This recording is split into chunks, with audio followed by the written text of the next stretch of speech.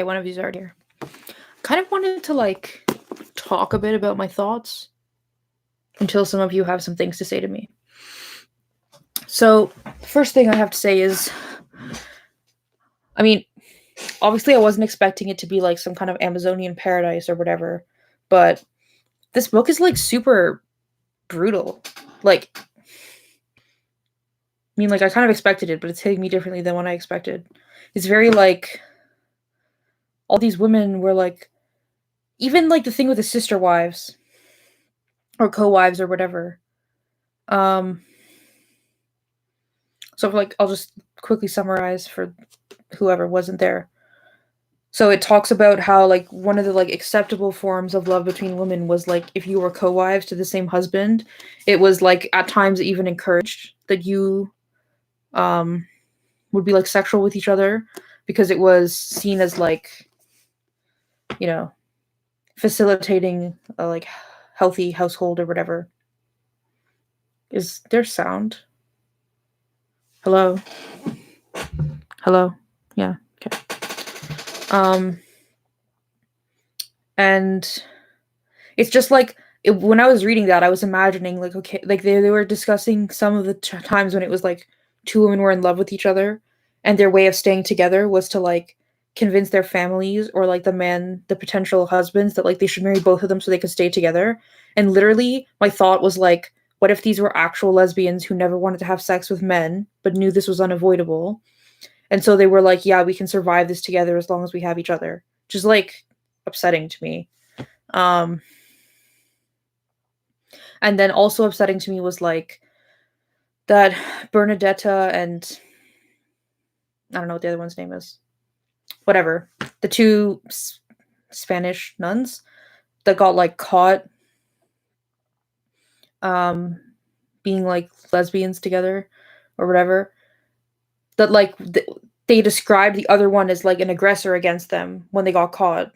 And I'm like, is that really like it could have been the case, but I'm like even the author of the book is like, yeah, that was her way of trying to like deflect blame from herself by being like, yeah, well, I didn't want it. Like she did it to me. It's just like, I don't know. It's like so fucking depressing. Um Let me just kind of flip through because I had different thoughts at different times, but because I kind of want to turn this into like a podcast thing and like edit the audio later, I didn't want to like just have to, I wanted to mostly like cut the ends and like I didn't want to have to like cut out like commentary. Also upsetting to me is like, okay, I understand that our like the only sources we have for like the majority of this is male sources. So like everything is filtered through that lens, right? But and everything is like only what the males observed. So it makes sense that like a vast majority of that was bisexuality, but it really seems like a lot of this book is mostly about bisexuality up until this point at least. Which like again, I understand why that happened, why that's happening, like why that's what they have access to reference. But it's also like fucking pisses me off.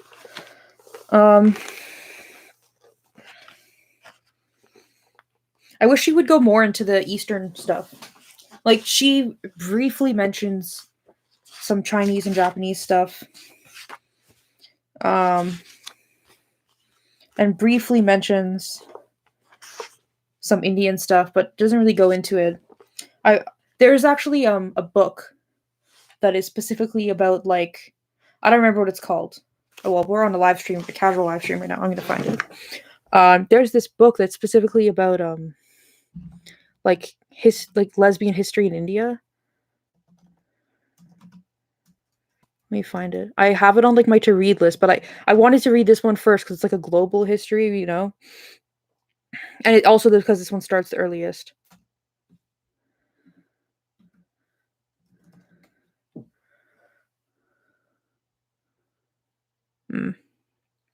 Not finding it. Give me a sec. But yeah, I just feel like, especially because we have like written texts from those civilizations that are like, I feel like there's stuff she could have referenced that she didn't reference. I mean, I'm not sure, but that's how I feel. So, um, and like she said, their attitudes towards it were not the exact same as um Christianity where it was just like bad or like even unspeakable. So I feel like there would be more written down stuff to reference.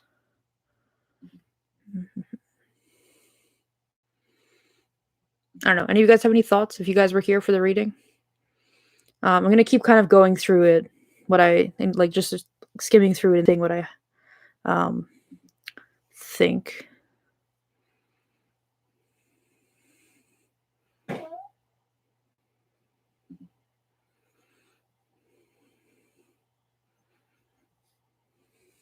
Okay.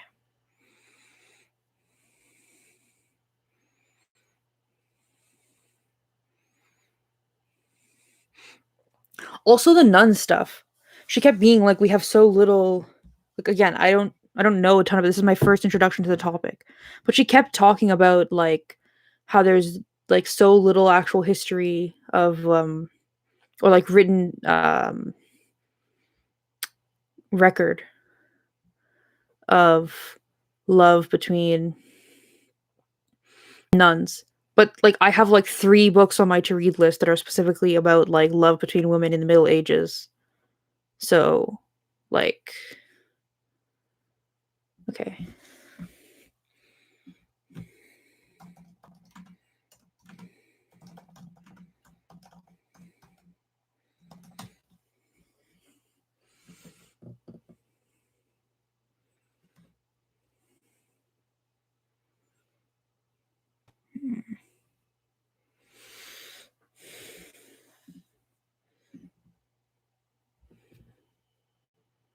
Yeah, I was kind of expecting the brutality and sadness, but I guess I thought it would be more like um oh, she has art, like visual art? I didn't know that.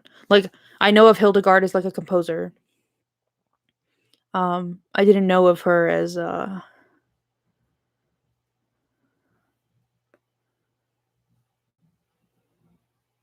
actually maybe some of these lesbian nun books are more contemporary. Whatever though.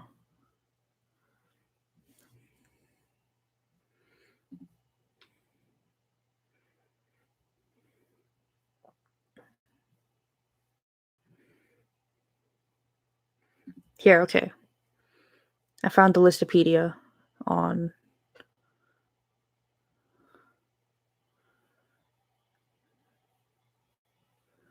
what is the name of this freaking book?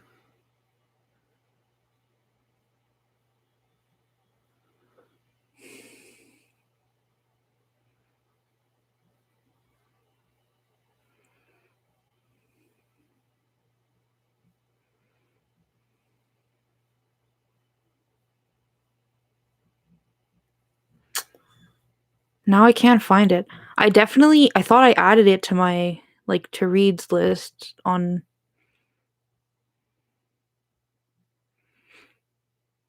I just know when I was looking up okay, well there's this one book, it's called Arab Islamic Texts on Female Homosexuality, 850 to 1780 AD. That's not the one I'm looking for though. Here.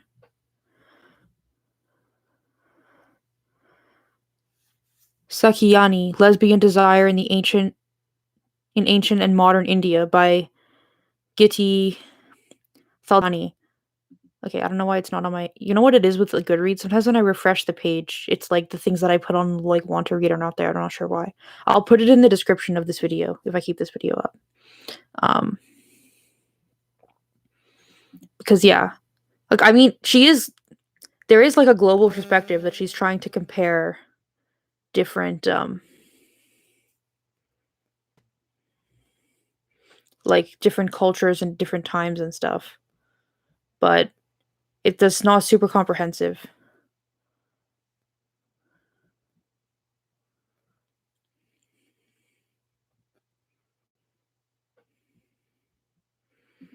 Oh, okay. So from reading reviews, a lot of it has to do with mythology and like Indian mythology. That's freaking cool, man. Okay, well, yeah, I'm into that. I'm gonna read that like eventually. I don't know. I have like first I'm gonna read the books that I actually have like in person, and then whichever books people send me. but I'll see if they have it on Amazon and put it on my wish list, which I will put under this video. I need to put my wish list under all my videos, but I don't know. Eventually, I'm very lazy. Yeah.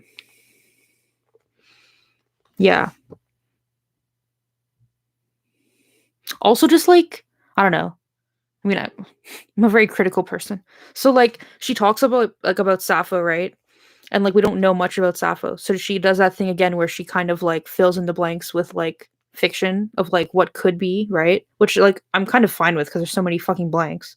But um the piece of fiction she fucking chooses has Sappho ending up with a fucking dude and being all like, here, does love even have a sex? I doubt it. If you're lucky enough to love, who cares what decorative flesh your lover sports? This is like some fucking bullshit, man. Of the whole, like, everybody's bisexual, like, sex doesn't matter. Like, how, like, that's, I don't know, man.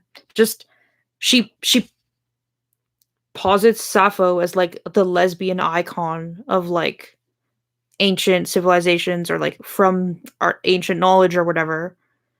And then paints her, like, as like neutral on the concept of homosexuality. It's like, no, what's this? And I'm just like, why? Like, I'm sure there must be other shit about Sappho, like other fiction about her that isn't neutral with regards to sex, right? Oh no, dude. Okay, some of you guys friended me on Goodreads, which like, thanks. Oh, okay. Honestly, how does this thing even work? Oh, okay, here it is. Honestly, I'm like kind of out of the loop with Goodreads. I used to use it a lot in like 2012 to 2015. I don't know. You could look up my Goodreads and see when I reviewed the most or like read the most books, but I kind of honestly kind of forget how it works in a lot of ways. It's not as intuitive as like Facebook or Instagram. Honestly, even those things have become so complicated now. I feel like I'm fucking old, man. I was trying to live stream on Instagram. It took me like 10 minutes. Even this today. You know why I started it late? Because I scheduled the stream and then I went to start the stream and I couldn't figure out how to start the fucking stream that I scheduled. So I had to like delete it and just start a random stream, which is like annoying because I know there's people who were like would have gotten notifications that didn't get notifications or whatever. I don't know. I'll figure it out for next time. I think I might do this like a Monday, Thursday thing. Like twice a week kind of thing. We'll see. But also when I was reading my last book on Clubhouse and Instagram, I just was like, whenever I felt like reading would read. So I kind of might do that. But I feel bad if people like are not able to catch it live. So maybe I'll just like tell people to turn on the notifications for my channel and then just like schedule stuff like half an hour before or something. I'm not sure. Anyway. So yeah. The references to Sappho are like also the Jewish stuff. Like I'm 100% sure that there's like more Jewish texts that she could have like referenced or something, and she'd like there's like a couple paragraphs about it. I thought the Egyptian stuff was cool, the African stuff was cool, but again, really short. Yeah. And like I don't know. It's like as a musician, it's like a crap ton of all of our early music stuff is just religious stuff because it's like nothing else is written down. So I kind of like am used to this, like everything is about fucking religion, even though we don't care about religion thing. Like even though that's not our focus, but it also still bothers me. I'm like, I don't know. I mean, women didn't have education, so I guess there's not like diaries from like the 1400s that they could be like, yeah, here's some lesbianism, but still. I was surprised. I mean, I guess because I didn't know much about it before and because of like the modern stuff that I know about it, but I was surprised that Islam was like super or more casual about female homosexuality than Christianity was. But I don't know. Maybe it's because of the multiple wives thing, just like how they're referencing like the co-wives in India, that they were kind of like, girls will do what they do as long as they still do the stuff that they're supposed to do with me, it's fine.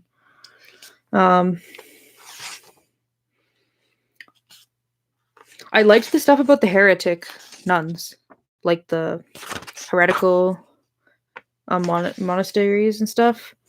I hope that when I read the like lesbian nun books that they have that stuff in it because that seemed really interesting to me.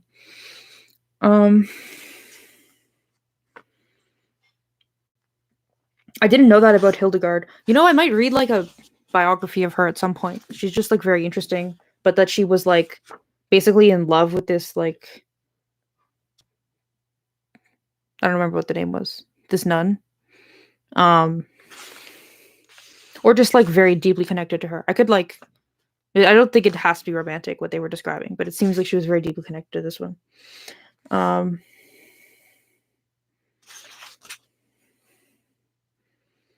Yeah. I thought it was pretty ironic that like the lesbians who were like or the women having same-sex sexual activities who were like caught and had like an instrument or a member, they were the ones who were like punished severely because they were like having real sex or like imitating men or whatever how they saw it.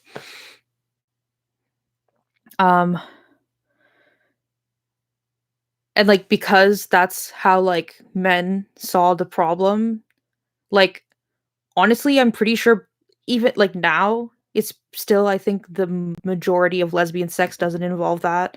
So imagine back then when you had to make your own fucking like sex toys that it definitely was pretty uncommon. um so like I just feel like it's ironic that like the way that they like made the rules were so that like most lesbians would probably never get caught, or if they did get caught they would just be considered like masturbation or something, which was like a lesser crime for anybody who wasn't there. Yeah, that's interesting. And also I find it strange how I mean, I guess in the religious context sodomy is not like okay, up until today I assumed that sodomy was like a specific reference to like anal sex between men. Am I wrong? Is it just a reference to Sodom and Gomorrah? And so in the religious context, lesbian sex could be considered sodomy. I found that strange how they use the term. Um, oh my god, the next chapter has a subtitle and it says that beyond the binary. Ugh, I don't know, guys. I mean, it's like an interesting book, but there's parts of it that I'm not super nuts about. But I mean, I've started reading it. I'm going to finish reading it. I mean, every book I'm read is probably going to be like this, unless it's like a second wave book. So I'm probably just going to read a lot of second wave books.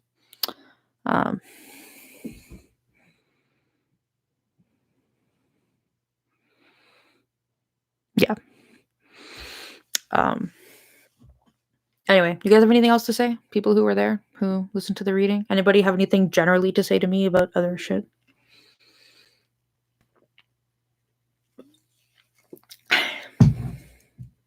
No? Okay. Yeah.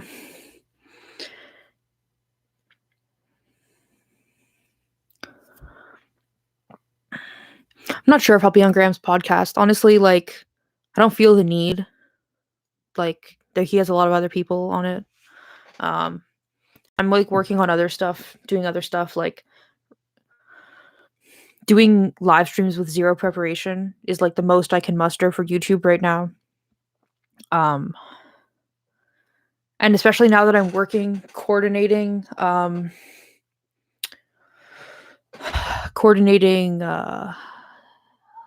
like live streams with people in different time zones is like very difficult. Yeah, I also think it skims over too much stuff. But in her defense, she's trying to do like a global kind of review. Like it's not like an 800-page book, right? How long is this thing?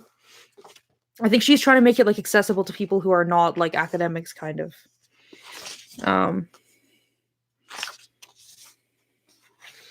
The whole book is like 235 pages. So, I think it's not like I think some of Lillian Faderman's. Let me see how long that book is. The Beyond the Love of Men, because I mean this other Lillian Faderman book I have is like 650 pages or something. So maybe her book is more comprehensive.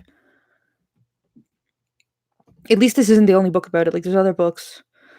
So let's see.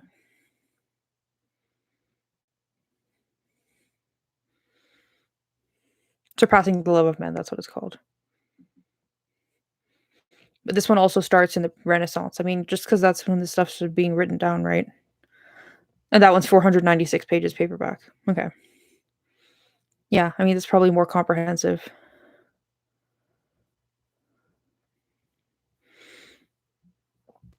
The first review I see is like this person I used to be friends with who apparently was a political lesbian and not an actual lesbian. LOL. Ha ha ha. Yes, I want many books still. Are you somebody? Did you call? No. Somebody commented with their email on my last video and I didn't like reply to that because I'm always like somebody will like message me on social media or email me and I'm like, oh, I'll respond to that later and I don't respond. Whoever emailed me about giving me books, they were gonna give me the Gorgon book by whatever that person. I forgot the name now. I'm gonna email you because I want books. Okay, yeah, yeah, dude, I'll email you. I'm sorry. I'm not trying to like ignore you, but it's just like I'm just like overwhelmed and don't. I'm like kind of paralyzed by things. So I'll email you. I'm sorry. Um,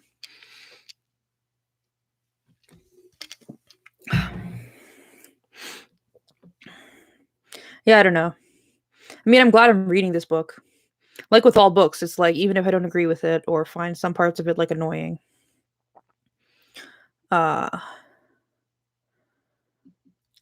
I'll still read it. And, like reading something you disagree with is not always like it's not a bad thing. I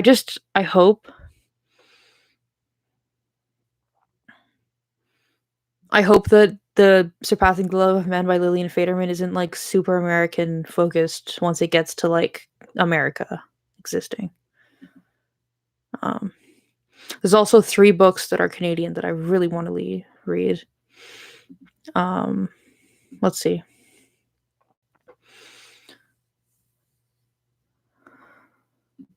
Just because there's like not much Canadian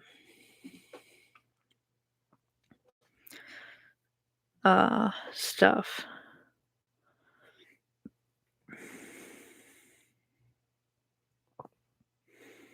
Oh, also, anybody watching this, I want to get my hands on Eden Built by Eves, and I cannot find a place to buy it. So, if you have a copy or know where to buy it, or know someone who has a copy who'd be willing to like sell it to me, hit me up, gncucentric@gmail.com. Yeah, that's my email. That's very interesting to me.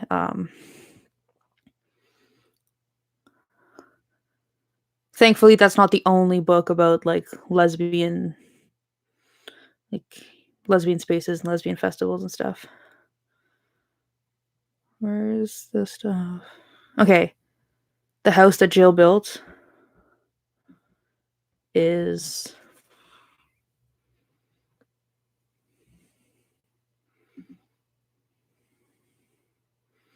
oh, this is the one that's about the Lesbian Organization of Toronto.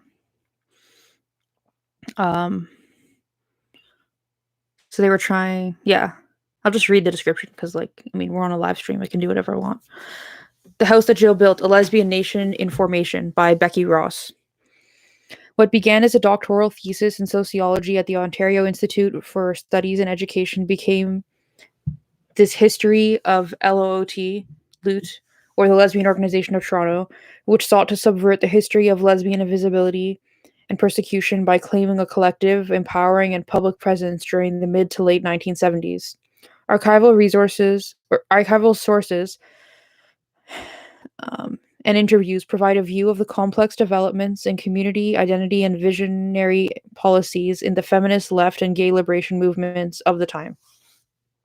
And that's very interesting to me because I'm like from Toronto.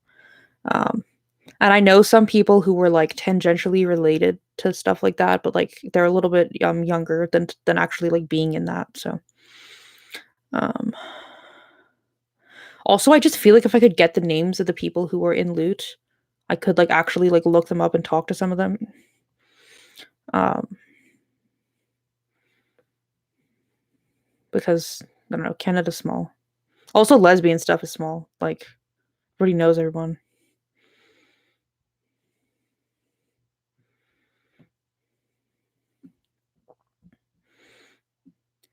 Okay, and this other one is called Awfully Devoted Women: Lesbian Lives in Canada 1900 to 1965. When was it published? Oh, I don't know. I'm like very scared that I'm just going to be reading queer theory without intending to. By Cameron Dutter. The lives of lesbians who grew up before 1965 remain cloaked in mystery. Historians have illuminated the worlds of upper middle class romantic friends and working class butch and femme women who frequented lesbian bars in the 50s and 60s. The majority of lesbians, however, were lower middle class women who hid their sexual identity by engaging in discreet social and sexual relationships. Drawing on correspondences, interviews, journals, and newspaper articles, Awfully Devoted Women offers nuanced portraits of the lives of women, of middle class lesbians in the decades before the gay rights movement in English Canada. Accounts and explorations of these women's sexual practices, thoughts on same sex desire, and their relations with friends and family unveil a world of private relationships, house parties, and discreet social networks. This intimate study of the lives of women forced to love in secret not only challenges the idea that lesbian relationships in the past were asexual, it also reveals the courage it took for women to explore desire in an era when they were supposed to know little about sexuality. Awfully Devoted Woman is the first book length study of lesbian sexuality, relationship, and community in Canada before 1965. It will be of interest to students and practitioners of Canadian history and women's studies and to anyone interested in the history of gay sexuality. Yeah. So both of those books I found on Amazon, so they're on my Amazon wish list. Um, what do I think of Paglia? I honestly don't know a ton about her. Oh, shit. But I've read quotes by her, and I think some articles by her, like not recently, some articles by her. And I know like at least two lesbians who are like fucking obsessed with her. So I don't know. I'm sure she's worth looking into. Um, she seems interesting, and she seems like one of those people who has like that you can't really like put them in any one political or like political like section. You know what I mean? It's very interesting to me. Uh, yeah. I don't know. I thought I had a third Canadian lesbian history book, but I'm not sure. I guess not.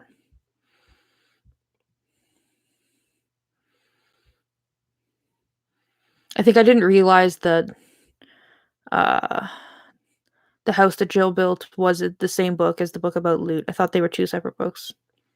So I guess there's only two. I've looked for other stuff, like Canadian stuff, but it's all super, super queer theory stuff. So it's not like actual, yeah.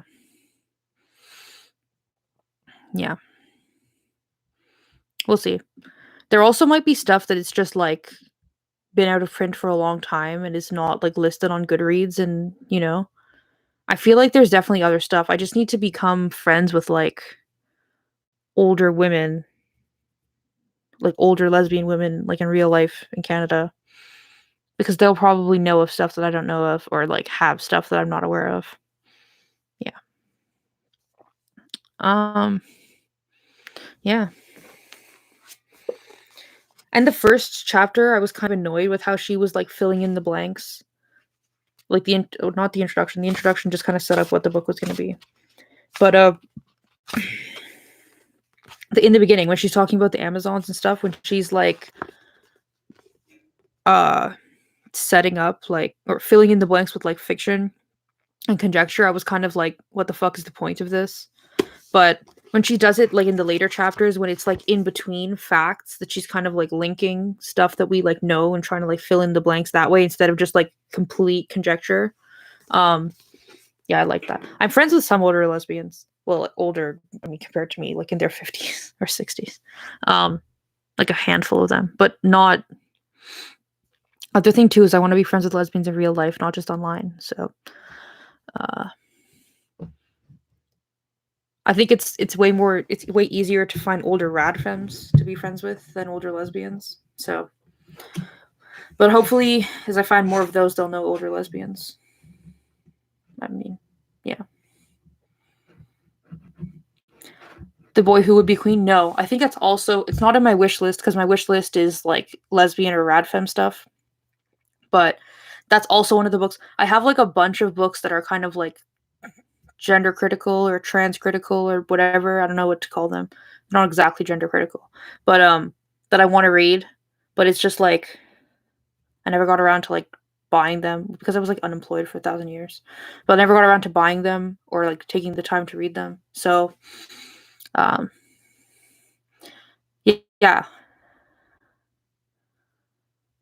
Which city was that? Is it in Canada? um, yeah, like I'm open to reading that. Like I actually want to read that stuff because um, I feel like it would, I want to broaden my understanding of uh, like the general political and psychological, like professional psychological. Oh my god, bro, that is very close. Hit me up. Tell me who your friend is. um,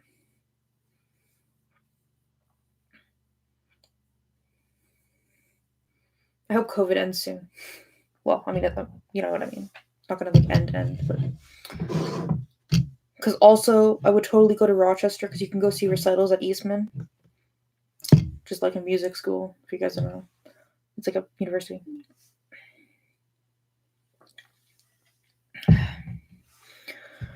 Uh, yeah. Anyway, so let's see how far we are through this book.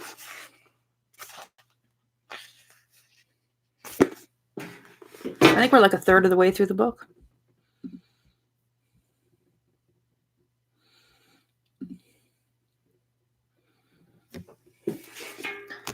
This is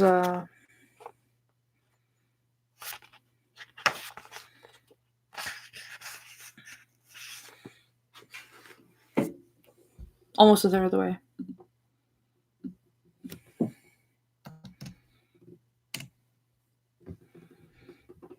According to Goodreads, we're 25% of the way through the book. Cool. I want to do more readings though, because I'm kind of annoyed at how long it's taking me. I used to like reading out loud. First of all, is slower than reading, but when I used to read like small like fantasy novels.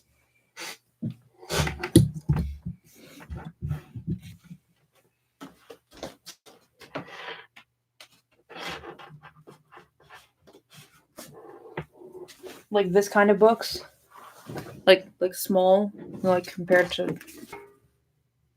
I could get through like a page a minute at one point or less, and so I could read like 300-page books in a day. Oh my god, dude, are you also a musician or are you just a nerd? But yeah, anyway, so compared to this is like pretty painful. Like, I mean, I guess I could go to the part where I said there's 8 pages left and see how long that took me. But I think when I was reading this, it was taking me an average of an hour every 10 pages, I think. That doesn't sound right. Half an hour, I don't fucking know. But it was a long time, and I was like, this is kind of painful.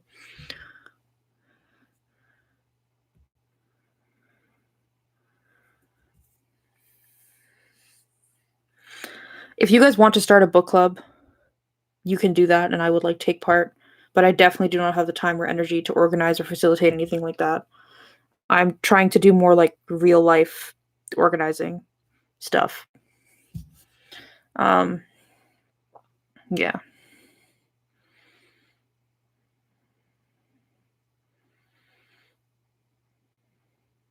That's so cool.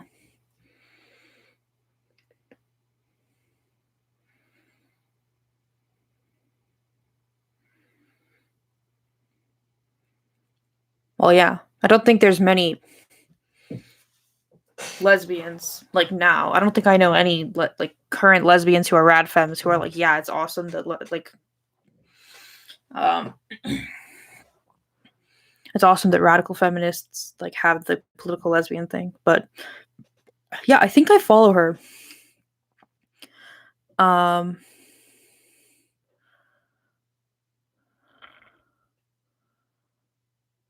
Oh, sent the message twice. Yeah, I think I follow her. I think I followed her back when she only had like a few hundred subscribers, and she would like read video essays unless I'm confusing her with somebody else. Um, yeah.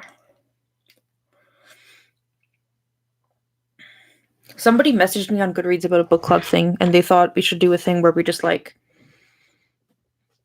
first of all, we use an audio based platform, so like something like Clubhouse or maybe Discord. Um, and we have like meetings like once a week or something. And instead of it being like everybody had to read the book before they come, it's like one person just reads like a chapter or two from a book and then we discuss the book together.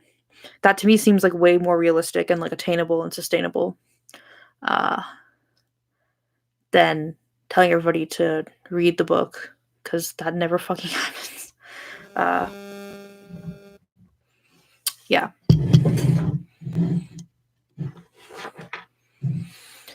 Yeah. Um, I might go soon because it's kind of like late and I've been up since 5 a.m. So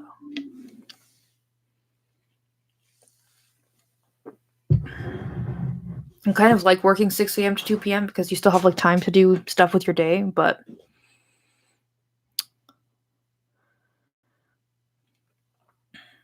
um, I still haven't adjusted to it. We've only been doing it for like a week. Um, if we did like a book club, I would love to just read like, oh my god, I'm so happy she mentioned Andrea Dworkin. I mean, she's been like subtly or not so subtly calling out second waivers, ones that I'm not familiar with, but I could tell they were second waivers about what they had to say and like the names, the titles of the books and stuff that she was referencing them. But yeah, we read chapters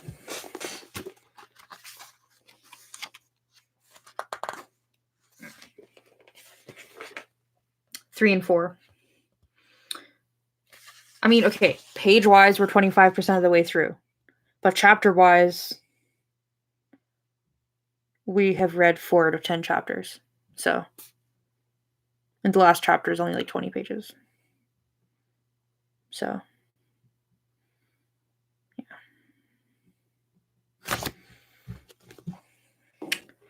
yeah. So, I don't know if any of you guys have ever like worked on a podcast before. Not quite sure how that works, but I think I'm going to export the audio from the last 2 readings and like cut off the ends. So it's just like me reading and upload them to Apple or something, see what happens. Um Also, this book is like, I mean, I don't know. I don't know what I was really expecting, but especially like the last 2 chapters have been quite explicit, like descriptions of sex or like, I don't know, just seemed like very like graphic. I wasn't like, I'm not like critical of it. It's just like, so I'm not sure how that works with Apple. Like, can I just put like a warning on it or something, or like flag it as not for kids or something? I'm not sure. I'm scared people will report it and get taken down. So yeah. Right? Okay. I don't know. Um yeah, we'll see. Also, I want to like finish this book because I'm like, let's see. Like basically reading this book was going so well that I was like, okay, I need to stop reading all this shit about gay men who were like constantly freezing out the lesbians and instead read this lesbian book. But also I'm kind of annoyed that I'm like halfway through now. Let me see how my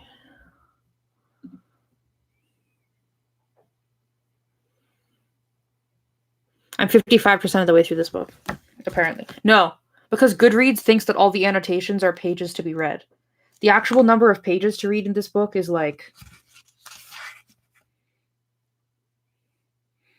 637. And I have read 446 out of 637. I can't do math, like at all, literally. So if somebody can do math and figure out what the percentage of the book is that we've read, but it's like 2/3, right? So I'm also considering just reading this on YouTube because it seems like actually get people listening. It makes me like more like wanting to do it. Maybe when I finish the Layla J. Roop, the Sophistries, I'll just like finish reading this. But also I was thinking of just reading. There's like, so this book is, I like the way it's organized. It has like a chapter on like family values or something, and then it'll do like each like sub chapter of like a lesbian couple fighting for like legal rights to see their partner when they're not married because like it was before gay marriage, or like, and so there's like subsections that are specifically about lesbians even if the book isn't about lesbians. And I might like go through with like sticky notes and like mark off all that and then just do like sit down and read for like 2 hours, like all like the lesbian portions of this book that I really like. Yeah, I really like the voice that Lillian Faderman writes in, so I'm definitely going to read her other stuff. But I think I'll need to intersperse it because I get sick of the American stuff.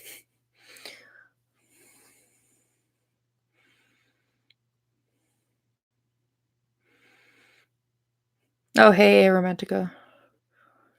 That's weird. That must be a strange way to wake up.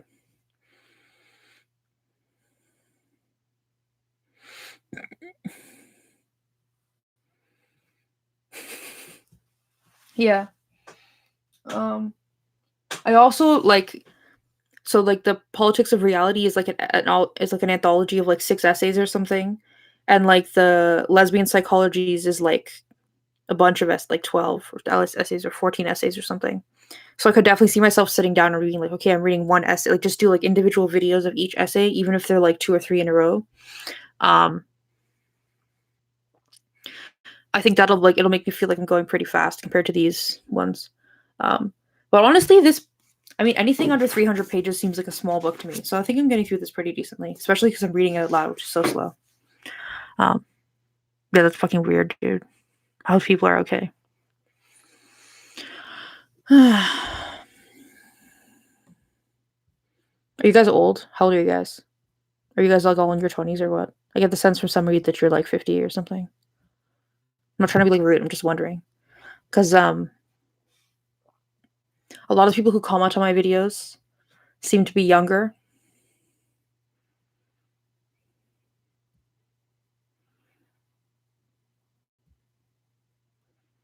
Yeah. Yeah, I used to read like a lot before I went to university, but it was almost entirely fiction. Like you can look at my Goodreads. And like I think I've read like 475 books. I would say like definitely at least 400, if not like 430 or something of those books are like gay romance novels or like erotica or something. Which are usually pretty short. Although I did read this one that was like insane. That was like over 1,000 pages, but it was like online, so it's not really pages. I think they've turned it into an ebook now, but like I think I read that like 2 or 3 times. It's a very interesting book. Not really about that much about sex. It's just like really interesting, like oh my god, what the fuck is the term for it? Like a space western type thing. Just like kind of a dystopian future fascist society. Very interesting. I don't know. But yeah, like almost all of it is like gay fiction, romance stuff, and like even the rest of the stuff I read is like all those things up there, which are all like. Okay, guys, you know how many series of books I've read about girls who go undercover as boys? That was like my gateway drug into all of this crap. So like I started with like Alana, which is like a series by Tamora Pierce about these twins. So one twin girl is like a girl and the other twin's a boy. And the girl's name is Alana and the boy's name is Tom. and they're both like witches, like they have magic. And uh growing up, their mom died when they were like born. So then the like groundskeeper or whatever, and like the medicine woman or whatever, like raised them basically because their dad is like a nobleman who's too busy for that shit. And growing up, Alana was like gifted with like archery and horseback riding and tracking and all that stuff. And her brother like couldn't be bothered with that and wasn't good at it. And so when it came time for them to be sent off for their education, like the dad wrote like a letter of reference for both of them because he's like a lord. And like they took the letters and used magic and like switched their names or something. And so Alana went undercover as Alan to become a knight, and her brother went to like the seminary or monastery or whatever to like train for witchcraft, um, which like the dad was trying to send them to the opposite places. And Alana eventually becomes a very powerful witch. Also, I don't know if the word witch is what they use, but whatever. And fucking amazing book, man. Like series of books. And then after that is like this series. Alana at some point dates the prince because they're like in the same like year as like becoming knights. So they're like they like study together like to become knights for like 6 years or 4 years or whatever. I think she's eventually he's like a year older and she becomes his squire for a year or something. But anyway, and then after she like passes all the tests to become a knight, like all the mystical tests and the physical tests, and has like been like a champion of like certain people and whatever, and like helped people, and is like people like her basically. After she passes all that, she gets into like a fight with this like the king's brother, who is like an evil magician or sorcerer. That's the words that they use. An evil sorcerer, and she's convinced that he's like poisoning the prince and killing him, which like he totally is, of course, because he's like the next in line for throne, like by blood, if the prince dies. I think he's a king at that point because I think his dad died. Yeah, anyway. And nobody believes her because he's like put a spell on them to like not suspect them, but she's such a powerful sorceress that she like is not fazed by his bullshit. And so he challenges her to a fight, and in the fight he like cuts her chainmail on the side and cuts her like brace that holds her chest closed like open, and everybody is like, oh.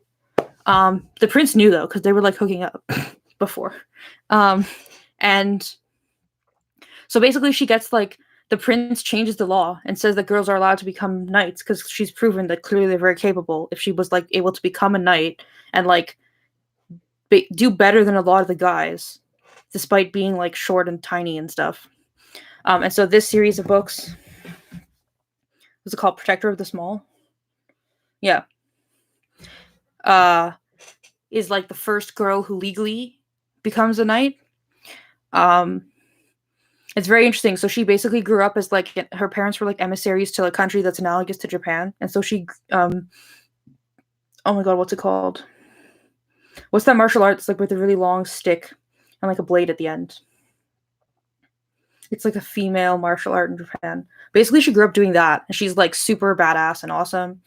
And she goes there to become a knight, and but she faces all kinds of like, what's that word for people like when you join like a fraternity? Hazing. She faces a lot of hazing. But of course, just like Alana, she's like even better than the boys because she like actually applies herself and gives a shit and wants to do this. Yeah. And then there's also like a series that's about like Alana's great grandmother or something. No, Alana's husband's great. She eventually marries this guy who's like the like king of the thieves or whatever. Just like obviously cool for a book. And she's like a female cop in like medieval times kind of thing. Which is also like badass. Yeah. Anyway, so I liked Maura Pierce a lot. Like strong female characters, and it's not like they're not like overly sexualized. They're not like constantly like trying to like be empowered by male standards. Just like I don't even know how to describe. I just fucking love her shit. Even though it's for young adults, it's just like I don't know. When I'm like stressed out, I'll just like sit down and reread these books. Other favorite books. Oh my god. Okay. So there's this series of books called, I don't know what the series is called. It's called Bloody Jack, the series. And it's about this girl who's like a street urchin in like, oh my god, I don't know my history. She fights in the Napoleonic Wars. So not Napoleon. Fuck, yeah. I don't fucking know. Anyway, I think she's born in like 1690 or something. Which books? Okay, I'm just gonna get them off the bookshelf and talking about them.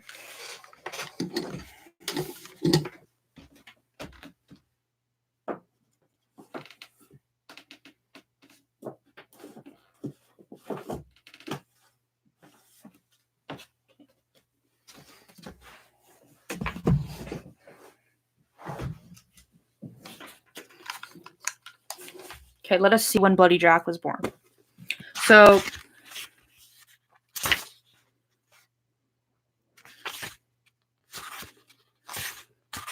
I also love the... Okay, it doesn't say in here. It doesn't say at the beginning, at least. But basically, she was born in London. She had a sister. What the fuck happened to her sister? I don't even remember. Maybe she also died. But her parents died of the plague, or whatever the fuck term they used. And she became a street urchin. No, I think her sister also died. But her dad taught her to read, so she was unlike the other street urchins that she could read. And she ran with a gang of street kids, and then very traumatically, the head of her gang was killed by the body snatchers who were selling the bodies to the people to be dissected. So she was trying to get away from them because they were you've seen too much and we're going to do you next or whatever.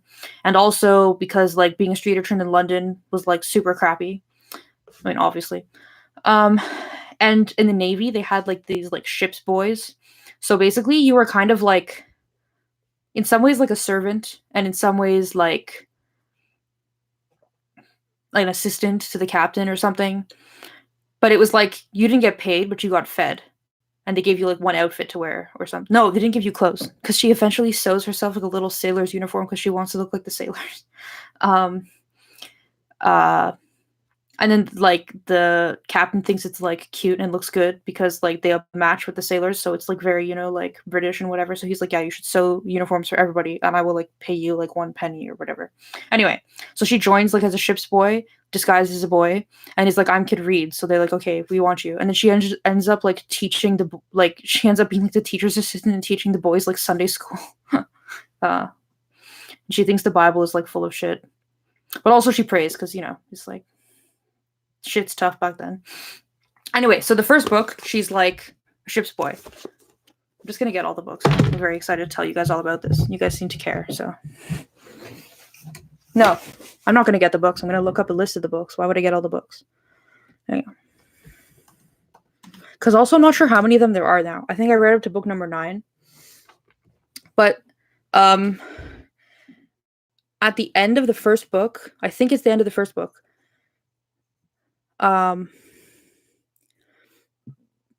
she's named Bloody Jack because when they get into they get boarded by pirates or they chase down pirates or something, she kills a pirate and gets covered in blood, and all of the dudes are oh my god, look at that little kid, she's so cute, or he's so cute, what a badass, and they call him Bloody Jack.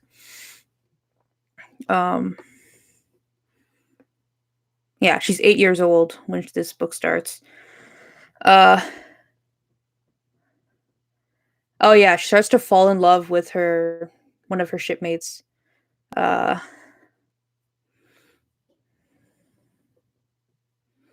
She gets promoted to midshipman. I think this book happens over a period of 2 years or something. But oh my god, when she gets her period, she doesn't know what it is because she's been around men her whole life. And when she was really little, obviously her mom didn't explain this to her because her parents died when she was 7 or something. She doesn't know what it is. She thinks she's dying, but she can't go to the doctor on the ship because she's a girl. So when they make port in Jamaica, she goes to a brothel, and they're you're so fucking little, why are you in a brothel? But then she convinces them to let her in and pay and whatever, and she just sits on the bed and cries to the prostitute, and is I don't know what's happening, I think I'm dying. And she explains everything to her. That was so memorable for me. Anyway, so at the end of the first book, they realize that she's a girl, And so the captain is like, no, it's like indecent. We must protect her honor, blah, blah, blah. So they drop her off at some uh, they drop her off at, like a finishing school for girls in Boston. She doesn't last there very long. Curse the Blue tattoo. Yeah, she got a tattoo with all of her shipmates. Um, I think in that book, she kind of, I don't know. Oh, there's like a guy, like a priest at the finishing school who was like raping the girls. And there's this one girl from the school who committed suicide a few years ago, who was pregnant out of wedlock. And like they wouldn't let her have a proper burial because she died in such a bad way and whatever. And it's like she like discovers that the priest is the one that like raped her and got her pregnant, and that he actually killed her. She didn't commit suicide. And then the priest is the one who's like, yeah, we can't put her in consecrated ground because she's like a fucking slut who committed suicide and all these sins. And then when she's like taking on the priest or getting away from the priest or whatever, she like sets the school on fucking fire and runs away from Boston. Amazing. And then Under the Jolly Roger, oh my god, she joins fucking pirates. Oh yeah, she's so cool. She learns so many languages. So she actually flies sails with French pirates. And I think this is at some point, I think it's in this book, the captain again discovers that she's a female, and he like takes her to be like his sex slave or whatever. And then like before he can like even do anything to her, he has like a fucking heart attack in his cabin. And so she's like, great, how do I use this situation? So she like leaves the dead body like in a corner in the room, and she like kind of beats herself up a bit and messes up her hair and whatever, and she comes out. All the pirates really like her, like they were all friends with her. She's really good, like swordsman and whatever. She comes out every day looking like super like sullen and traumatized and stuff, and is like, the captain says to do this and this and like bring him food, and then she'll like go back in, and she basically takes over the crew by like relaying the captain's messages for like days, until eventually she's like, yeah, the captain's dead and I'm fucking taking over now. And people like challenge her, and she like, I think she kills them or something. Amazing. So she becomes a fucking like captain of a pirate ship. I mean, I think this is a French pirate. I mean, she does stuff with Frenchies anyway. I don't know. And then in Belly of the Bloodhound, she somehow ends up back in Boston. I don't remember exactly. Or she's just visiting her friends, perhaps, in Boston. I'm not sure. Because she became friends with some people, like her friend, like girls at the school and stuff, right? And she's like, they go on some kind of a field trip, and something happens, and because they're all of these like, I don't know, white virgins, basically, they get kidnapped by like a slaver ship, but like to be taken to like, I don't remember where they're being taken, but basically to be sold as like sex slaves, like to men. And she understands what's happening because she's like worldly and has experienced shit. The rest of the girls don't understand what's happening because they're all like fucking young and like, you know, sheltered and stuff. And so her and some of the other girls, they set up like a whole thing. They're like, we need to bathe, and they like almost kind of seduce the men in a way, just so they can get close enough to them to like kill them, I think, or throw them off the ship or something. And then because Jackie knows how to sail, they like get the fuck out of there. Yeah. What was the next one? Mississippi Jack. Oh yeah. So her dream was always to like own her own ship, so she kind of works her way up to it. In Mississippi Jack, she buys first she doesn't buy, but at first she like works on a ship like this, but she buys like a little like I don't know what they're called. You know, it's like a little ship that does like a riverboat cruise, and it says like a casino on it, and she makes money that way, and she hires herself a butler who becomes like her BFF. And he's like, you need to look presentable and stuff, and helps her like not just look like a disaster all the time or whatever. I don't know. He's a nice guy. But he's also like, I think, a veteran of some war. So he's also like helpful when there's like fighting and stuff. Um, and she gets in trouble with the law, obviously. And then they're gonna hang her because she's obviously like a witch or something. And then she's like, "No, I'm pregnant. You can't." So they just like humiliate her instead, and then I think she like beats them up after or something. Anyway, amazing. My Bonnie Light Horseman. Um, so okay, she fights again. She goes undercover as a guy.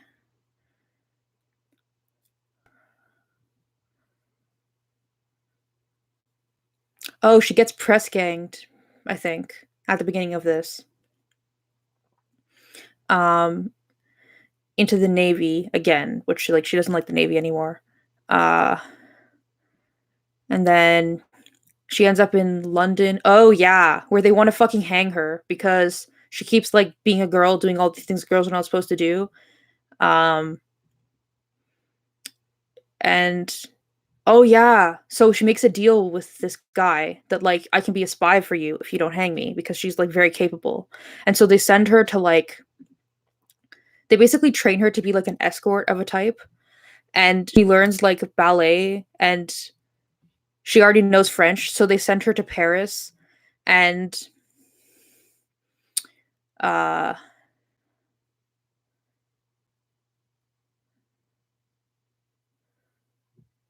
yeah, she like consorts with the French officers, and then she has some kind of like drugs, and she like knocks them out when they're supposed to have sex, and then after she's like, "Oh my god, you were so good in bed," and they're like, "Oh my god, thanks." And that's like, I don't know, she's very safe about it. um and yeah, but then somehow she actually ends up, where does she actually end up? Because she's actually like on a battlefield in a war fighting in disguise as a boy again. Oh no, she's fighting on the French side this time. She doesn't really feel an affinity for England because she's kind of like, they fucked me over and they're useless anyway. Oh, she does it like as a part of being a spy. So she joins. Um, and also because England keeps fucking her over, right? Why would she have like an affinity for them? Um,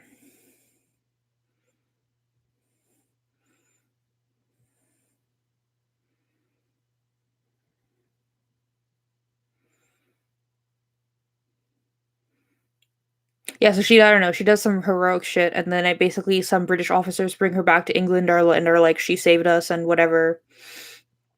Um,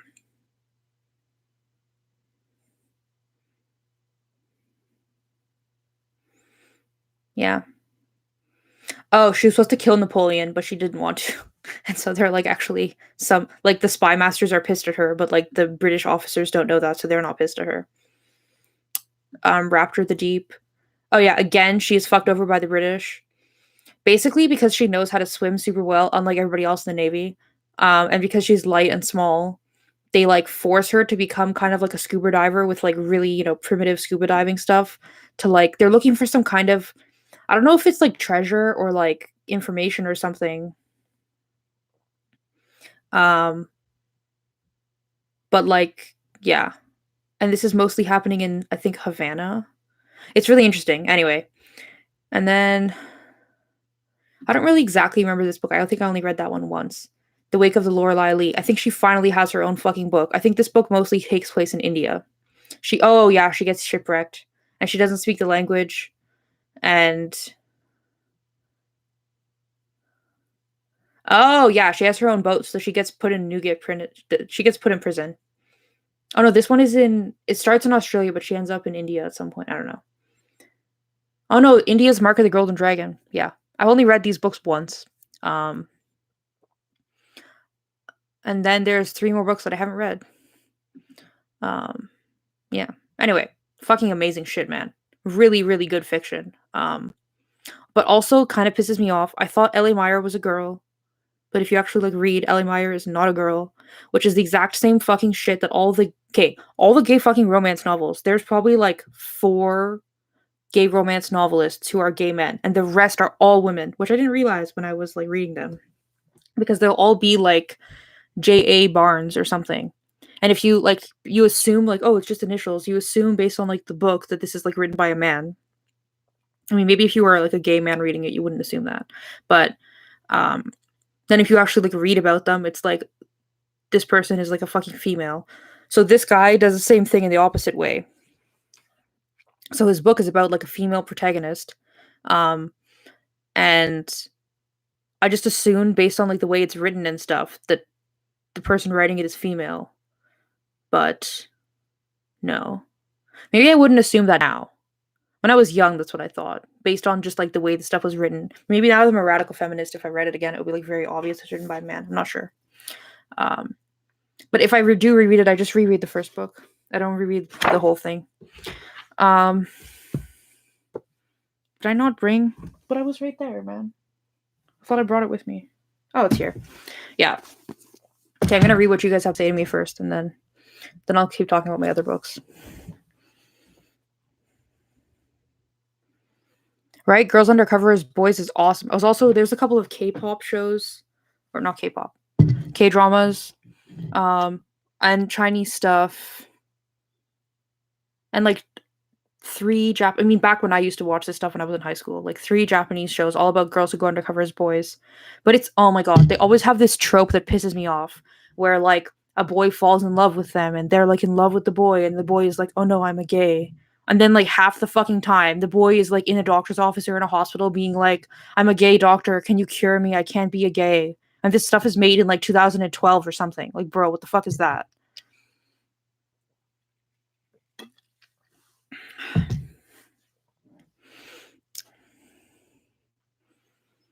Yeah.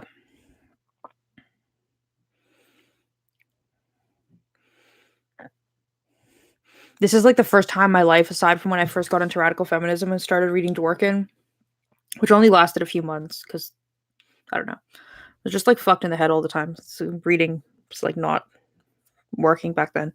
But that I've like gotten into nonfiction. Yeah. That's why like most of my books are on Goodread. Like I'll even go if I ever find a book that I've read, I'll go back, like I'll rate it and whatever, and then I'll try and remember like when did I read it and try and add that.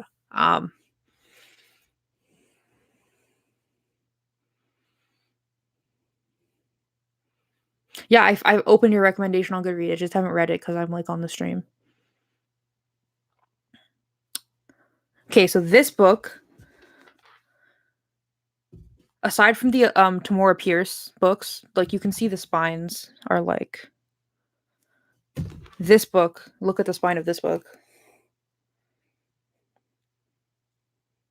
This book I have reread so many fucking times. Are you guys ready for this? Are you ready? Okay. So, this book is not about a girl undercover. This is about gay spies kind of in like kind of Tolkien-esque world. So, the main guy, Seragil, he's like an elf. But the elves live like on a different continent, and they're like been at war with the humans for like 100 years or something. Which for the elves is not super long, but for the humans is pretty long. So most of the humans don't really recognize him as an elf because they don't look super different. They're just a little bit like their body shape is like a little more like lithe or whatever. So yeah, so he's been working with this like the wizards also live a really long time in this book. So he's been working with this wizard as an elf as a spy for the king for like a long time. I think he fell in love with this boy. He's like the son of like a clan leader in the elf world, in the elf country, and he fell in love with this other son, like a different son of a different leader. But that son was just using Sergil to like fuck up like some kind of like peace accords thing. And he got into like I don't remember exactly what happened, but basically they got into like a knife fight or something. Because like the boyfriend was like using that as like a thing of being like, look, like they're trying to kill the people of my clan, so how can we sign a peace accord or whatever? And like Sergil was like so in love with him that he like wanted to forgive him, and he felt bad and he was like confused, and he was like, for them he was basically like a child, but I think they were like he was like 30 or something, but for the elves that's like a child. Um and so they were like lenient with him for like creating an like disaster, and instead of like executing him, they like banished him from the elf land. So that's how he ended up in like the human land. Anyway, so he's been working as an elf. He did like a lot of random shit when he got to the human land. Um but he eventually became like a spy, but he travels around like a bard most of the time. He takes on a lot of different characters most of the time, like a lot of different times, but like his predominant character is like a bard, because you can just like, travel to a lot of random places, like get into like noblemen's houses and stuff.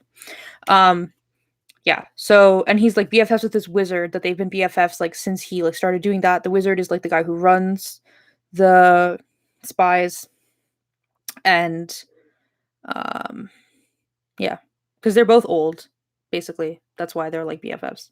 He's like not that old. I think he's like 80 or something. I think the elves in this book live to be around 300, although I might be misremembering that. Um so yeah. And then oh, he's not on here. I need to show you guys Alec. One sec.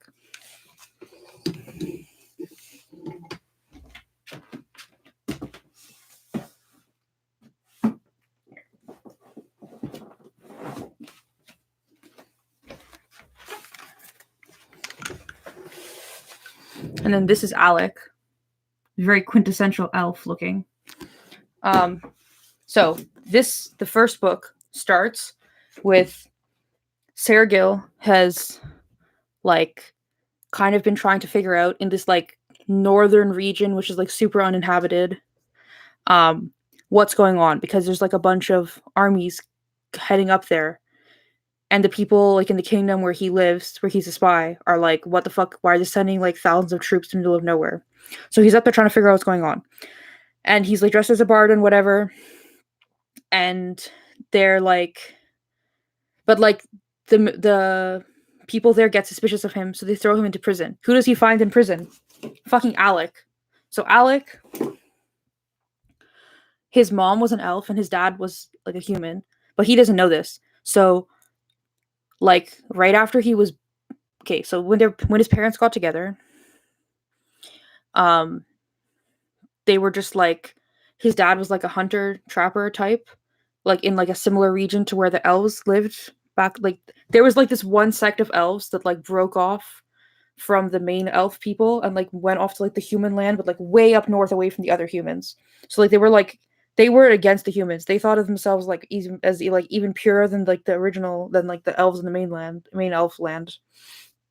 Um Anyways, they had like all these rules that you can't like consort with humans and stuff, and definitely you cannot procreate with humans, because when you procreate with humans, you create like these like half human, half elf beings, which are like fine. But with the blood of the half human, half elf beings, you can create these like, they're kind of like golems in a way, but like with more intelligence, and they live for a really long time, and they have like this like kind of superpower that they're like super weapons that can like kill whole armies. So they were like, we can never procreate with humans because it like leads to this possibility.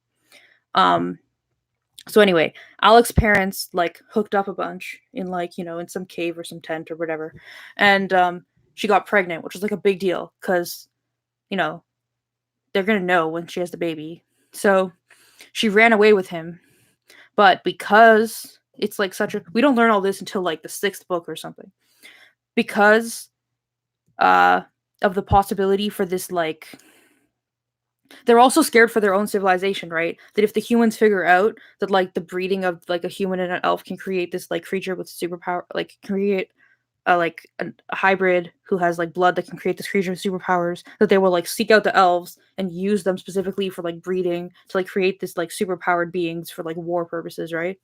So she runs away with Alec's dad, and uh they're like being hunted down by the elves, which is like quite bad because, elves are like badass trackers and stuff.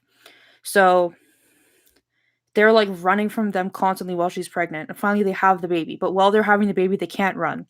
So I don't remember exactly what happened, but she kind of like gives the baby to the dad and is like, "Go, like I can't come with you because I'm like bleeding too much or something." And she gets like killed by the elves as like retribution for like breaking their laws. And so the dad like raises Alec as like a nomad and like a trapper and a hunter. So like his whole life he's like super antisocial. He doesn't like socialize with people really because they can't stay in one place for very long. And but he's like really really good with like a bow and like a sword. No, he doesn't know swords. With a bow, with a knife. He's really good at like tracking and like whatever. I mean, he grew up doing that shit, right? Um, so basically, his dad dies of like consumption or whatever at some point, and so Alec just does what he does. So he just like keeps trapping and like trading furs and stuff. And that he's in the same region where Sergil was caught. So the same people think that he's a spy, but he's literally just like hunting. And so he's been like tortured there for like weeks when they throw Sergil in. And Sergio like keeps his like act up until the guards leave. And then another guard and then this other guy is like thrown in with them, but actually it's a guard in disguise. But Sergil is like so on top of his shit that he knows. He's like, just because they like put some blood on your shirt, I can tell that like they haven't actually tortured you, and you have like the same smell of whiskey that they have, and blah blah blah blah blah. Like you're obviously like drinking buddies with them and stuff. Um, so he like dislocates his thumbs and like pops out of the handcuffs and like kills this guy. And Alec is like, the fuck? And he's like looks at Alec and he's like this poor fucking kid. I don't know, he's like 16 or something. Um, and he like believes that he's like, innocent. So he takes him with him. Um, and yeah. Then he's trying to get across the northern part of this continent. I wonder if there's a map at the beginning of this book. And oh yeah.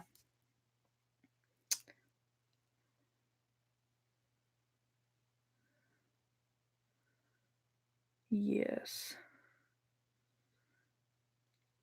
Where the elves come from isn't technically a different continent, but it's like there's like a huge desert and there's like a peninsula, and it's like people basically only sail there because it's so fucking far away. So yeah, they're in the Ironheart Mountains when they get caught. And he's trying to get back to um Scala, which is like the kingdom where he lives. But he has to go through like a bunch of different like stuff, and the like he wants to go through I think it's the Downs, which is like a huge like kind of like the prairies in Canada or like North Dakota or something. It's like flat, empty, like winter wasteland type thing. And Alec is like, yeah, no, that's no problem. I've crossed it like 2 times a year my whole life. Like, I'll take you. And he's like, great. And so he becomes like BFFs. Well, he's basically like checking out like how good is this guy potentially for becoming a spy. But also it's because as soon as he met Alec, he could see in his like bone structure, like this is like this guy is a half elf. And clearly he doesn't know that. I think he eventually tells him at the end of this book. Maybe it's the second book though. No, it's the second book. So in the second book he tells him that like I think you're like a half elf. Um and yeah.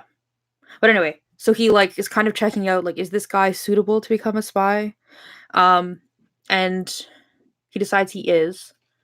But also, okay, when they're on their way back to Scala, they stop at like one of these like lords' palaces to like do more sleuthing about like why are all these armies being sent up here. And he gets his hand on these like you see like a bunch of like these weird wooden discs that have like some like symbols on them. He doesn't know what they are. Sergio, so he takes one and like puts it like on a necklace and ties it around his neck and puts it in his shirt. And he's like, we're gonna take it back to the wizard. And he'll like do some spells and figure out what it is. But like it takes them like weeks to get back to the wizard because like, they're traveling like by horse and shit. And they're being hunted because they need like all of these discs to do some like magical ritual, which we don't learn about till book 3. And it has dark magic. It's like burning a hole in his skin, and he's like having like horrible night terrors and eventually hallucinations of like kind of like ring wraiths chasing him or whatever. Turns out they're not hallucinations though, but he can like see beyond the veil of like the living and the dead or something because of this like death magic. But he's like losing his crap. But like Alec is like BFFs with him now, and is like he doesn't know about the spy stuff, but he knows like that like Sergil's like we need to get this back to this friend of mine, and like this is super important. And Alec has like no life, so he's like you're my friend now. I'm gonna like take care of you and stuff. And he feels indebted to Sergio for breaking him out of this like torture place that he was in. Anyway, so um, Alec takes it upon himself to like pawn all their stuff to uh like buy passage on ships to get places and like all kinds of stuff. And oh my god, so they're being chased, right? So Sergil, he like dresses up as like a woman, which apparently he has like a woman character that he takes on when he needs to like get away from people who are looking for like a man.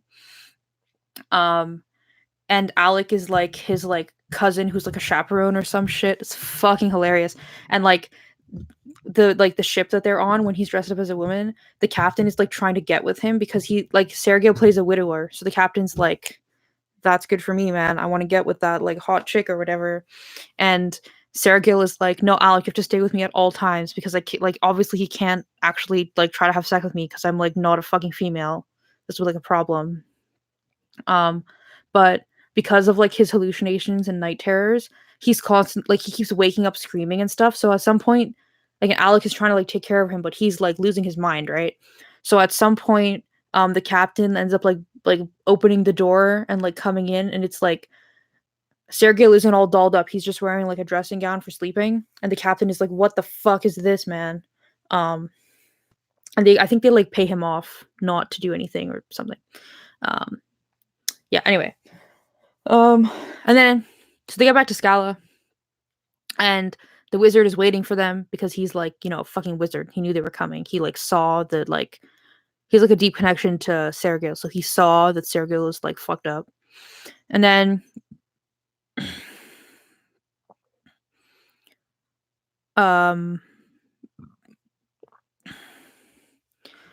uh yeah, so then they have to do like these rituals to get the dark magic out of him and stuff.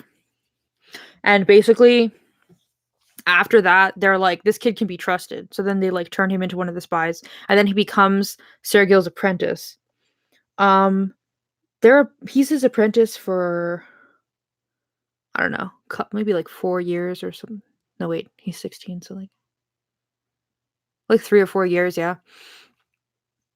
And at one point they're at like this holy temple, um, and they go in and they get like their fortunes told or whatever by like this mystic child or something.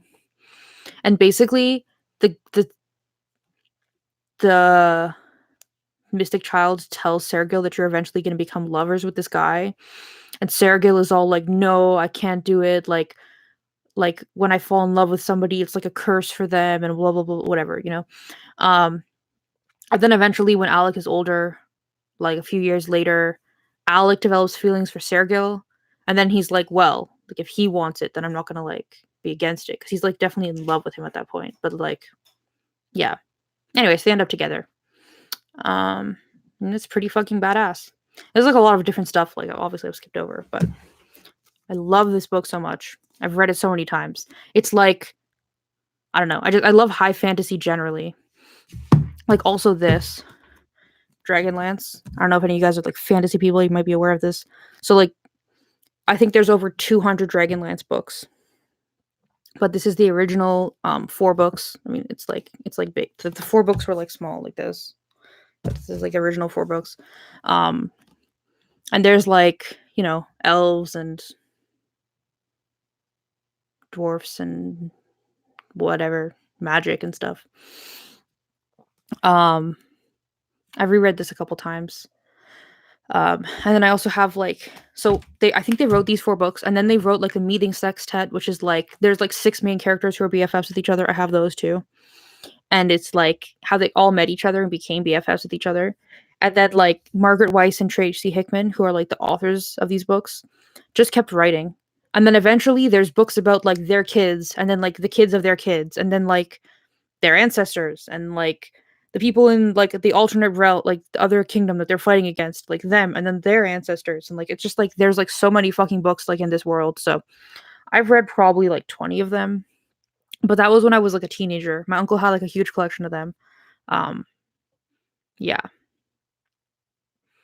but like the original like 4, read that a couple times. It's pretty good. Has a similar energy to like the Luck in the Shadows. Um, the series is called the Night Runner series. The Night Runners are like that's what they call like the spies or Night Runners. Um, yeah, yeah. I think that the Dragonlance books were like my first real like fantasy. I think I read them when I was like 13 or something. Um, they're definitely not kids books though. And like same thing for the there's no sex in these books. There's like then they went to bed together or whatever. That's it.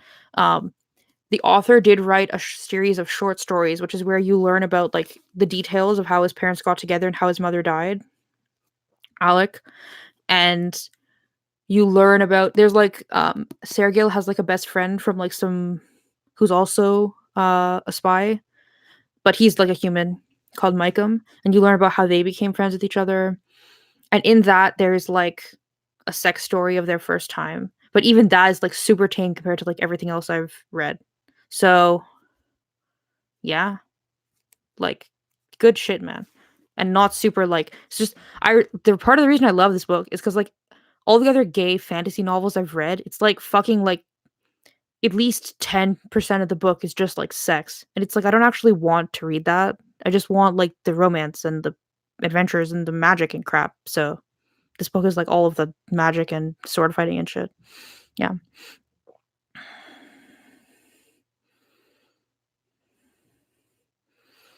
I know I love Aya from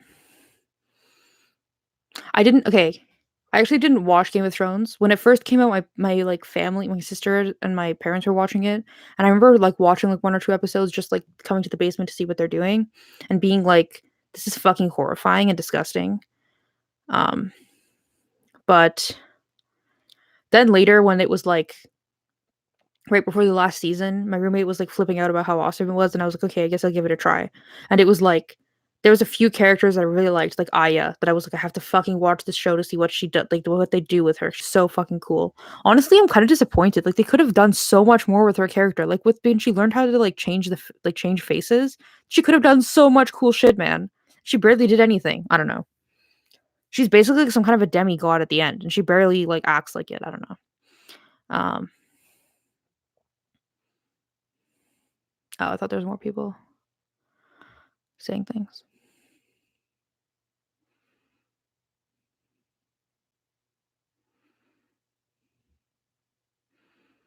I wonder if the Aya storylines are better in the books. I mean, probably.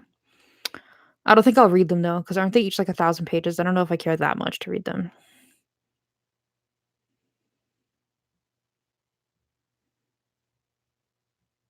See, yes. Also, what I like about somebody is just like saying like, "Wow, ballet, Mississippi, Paris, London, dancer, escort, murderer, soldier, pirate." Oh, okay, okay. It's not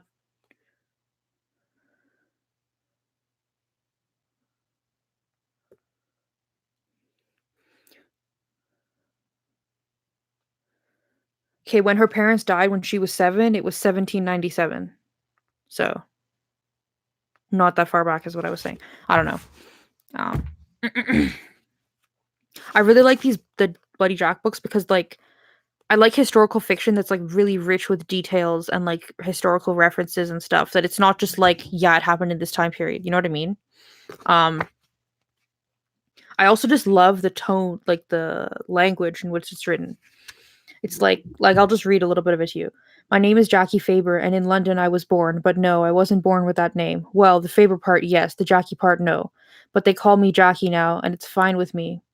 They also call me Jacko and Jock and Jackaroo too, and it's true, I've been called Bloody Jack a few times, but that wasn't all my fault. Mostly, though, they just call me Jackie. That wasn't my name, though.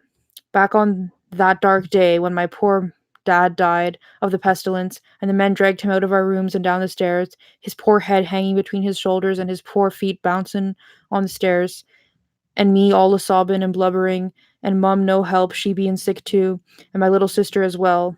Back then, my name was Mary. I don't know. It's just a really unique voice. I like it a lot. Um, Hello, Brazil. he's basically a Canadian elf.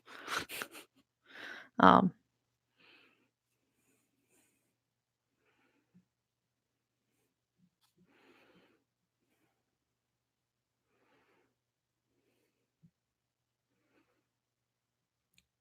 oh, yeah, because 'cause you're in New Zealand, right? My roommate has been to fucking New Zealand. I think he saw the Lord of the Rings shit when he was there. He was pretty young. Also, like, he watched Lord of the Rings when he was 5 or like, 6 or something. I was like, "Bro, you give your kid, like, traumatic memories." But he likes fantasy and stuff now, so I guess it wasn't that bad.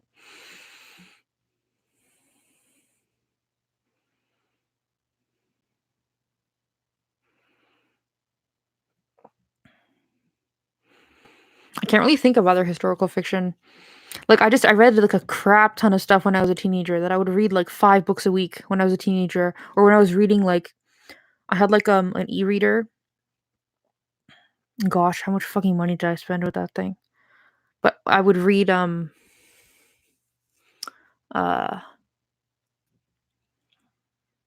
on there, I could, like, easily read, like, 2 books a day or something. Because like, a lot of the gay romance novels are under 200 pages, and or definitely under 300 pages, and, yeah, I could, like, easily read 2 or 3 books a day in there, and so, like, they all kind of blurred together. Like, oh my god, okay, since we're talking about books that I've reread many times, let's get into some of my more cringy books. Um, okay, here we go. I think I have, like, a reread, bookshelf in my Goodreads. No, I don't think I know. Where is it?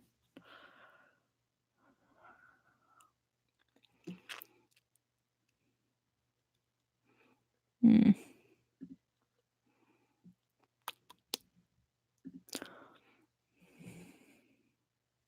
Yeah, I'll be here for a bit, I don't know. I'm gonna have to go to the washroom in a bit.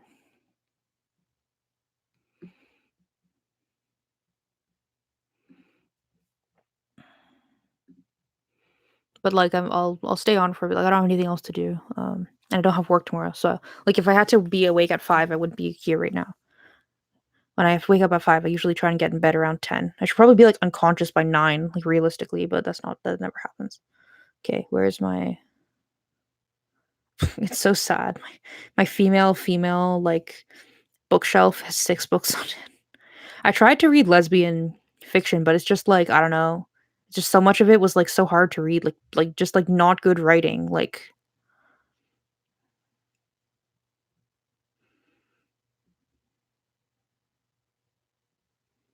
here, reread 20 books. Okay. Are you guys ready for some cringiness? Oh my god, oh my god, I forgot. Okay, okay, okay, guys.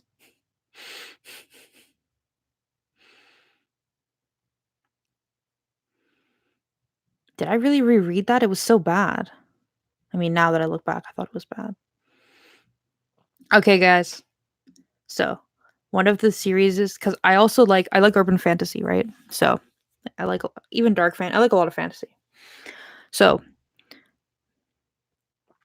yeah, but I'm still gonna be here for a while. And also, you can my readings was like before I did like I separated the videos because I felt weird about last time that it's like a video of me reading and then it's like an hour of me chatting with random people. So I'm gonna do that now, like separate the videos.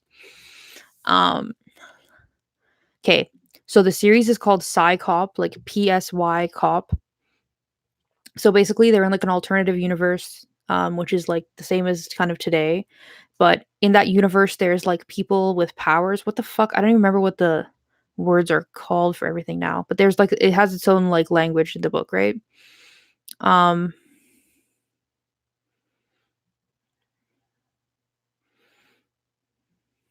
oh, paranormals. So the main guy, Victor, is a medium, and he's like a really high up there. He thinks he's a level 5 medium, but turns out later, like in the later books, that he's actually even more powerful than like the most powerful medium that ever existed because he can do crazy shit that nobody thought was possible. Um, but yeah, so when I don't remember exactly if they, like, all appeared one day or if just, like, people became aware of people with powers one day, but there's, like, telekinetic people, precogs. One of his friends um is like, uh she's a precog. All she has, like, this, and it's like she can ask herself things like yes or no, and then she'll, like, know if it's a yes or no answer, like, so she can, like, kind of, like, divine information of that way. And then another one of his friends, um, is like a human lie detector kinda thing. Um, yeah, so anyway, so his backstory, Victor, is super fucked up. So he kind of signed up he wanted to get a job, basically. I think that's why it happened. Um, and I think he was, like, a foster kid and has no family or something like that. And he, like they joined this thing where it's, like, for, like, training and testing, but honestly, like, the whole thing was, like, a fucking, like, torture horror show. And they, like, locked a bunch of, like, these, like, paranormals in, like, a psych ward kinda thing for, like, a few years.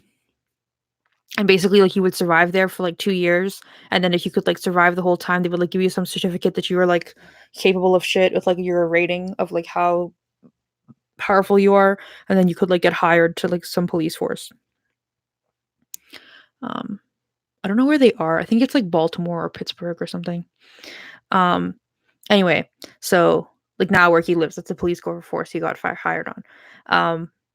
And they did, like, crazy fucked up things to him. So first of all, they have, like, drugs that are meant to, like, tamp down, like, psychic abilities and, like, heighten them. And they didn't really know what they were experimenting on them back then.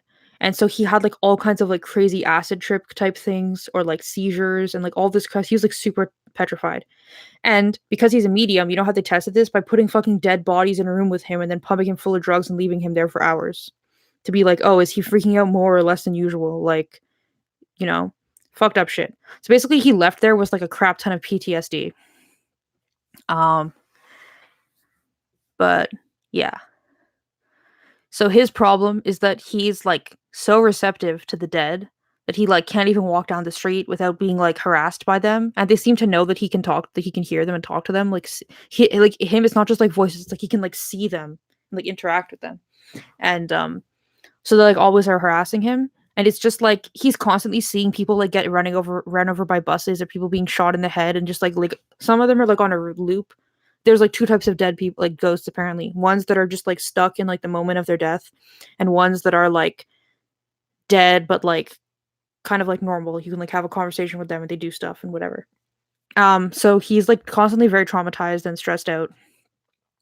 So he has, like, a really high prescription for, like, drugs to, like, tamp down his stuff, but they kind of get him a little bit high. He's kinda, like, addicted to them. And eventually it turns out he's, like, fucking his liver.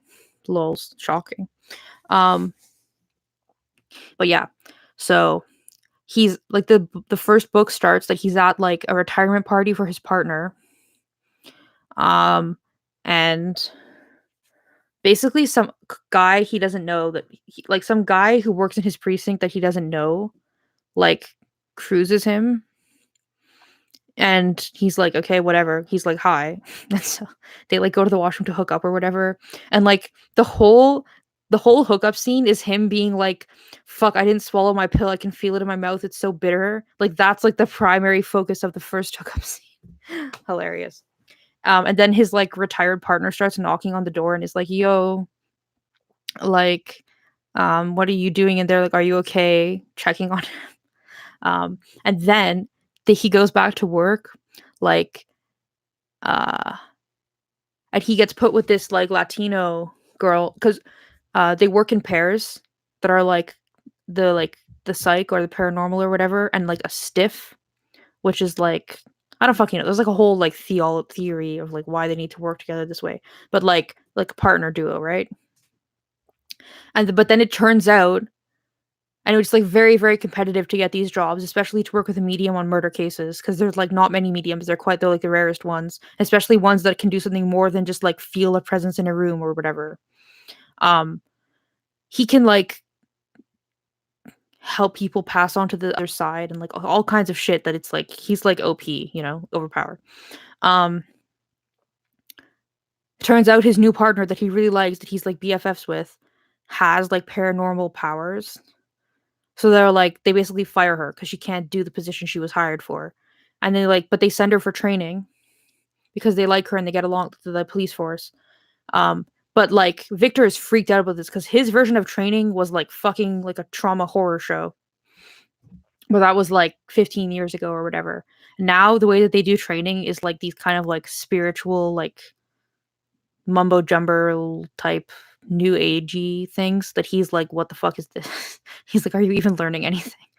Um Anyway, so yeah, she becomes like his BFF, and also the guy that he hooked up with.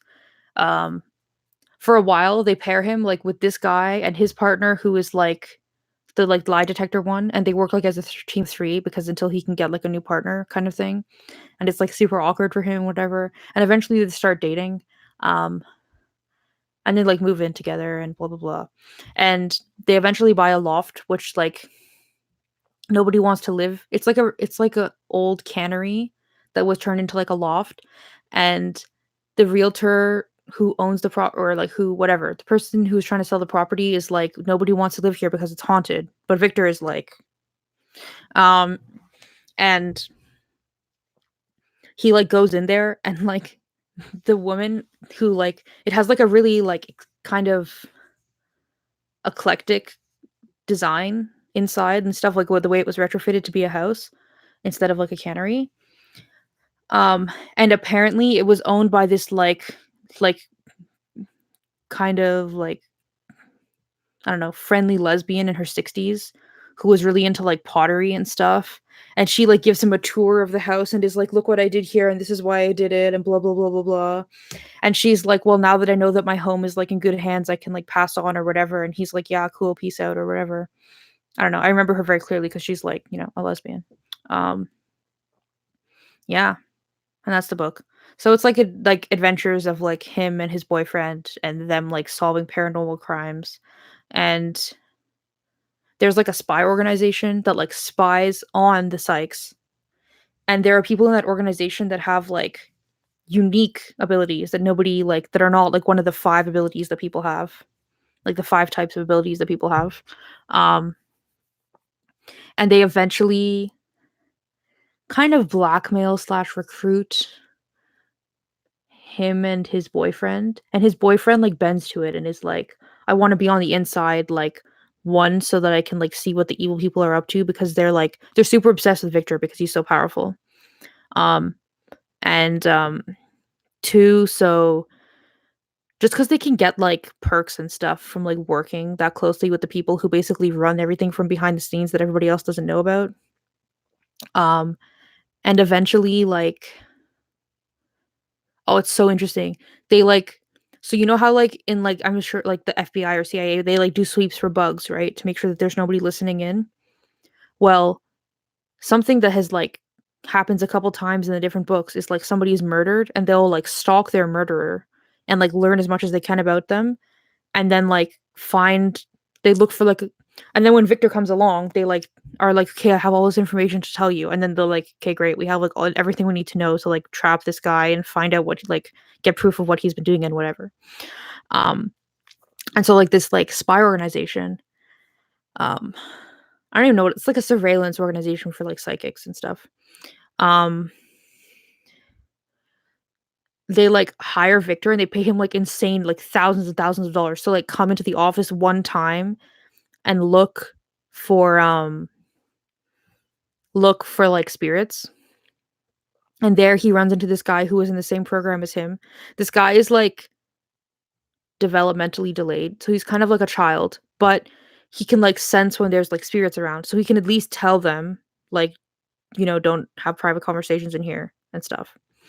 Um and Victor comes and is like, yeah, there's like a guy over there who like is shot in the head, and a guy over there who was shot execution style, and like a guy over there and this, and they're like, but he doesn't at first he doesn't tell them, and he like actually talks to the people in there and like tries to get information about the organization. It's just super fucking interesting. And eventually he like cleanses the room and gets rid of the spirits and stuff. Um, but he's like, you guys keep telling me everything is on the up and up, so why do you have all these people who've been like executed inside your fucking offices? Like, maybe don't fucking do that if you work with mediums and stuff. Or if you're scared of mediums being against you. It's hilarious. Yeah. Really interesting shit. Um okay. Let's see a different series. So this is called the Psychop series by Jordan Castillo Price. Pretty decent. It's not doesn't have all kinds of ridiculous, well, it's on a gradient. Doesn't have all kinds of ridiculous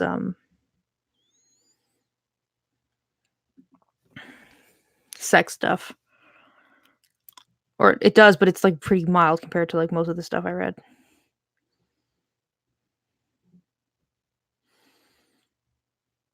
Okay, then another series that I read like a ton of times is the Cut and Run series.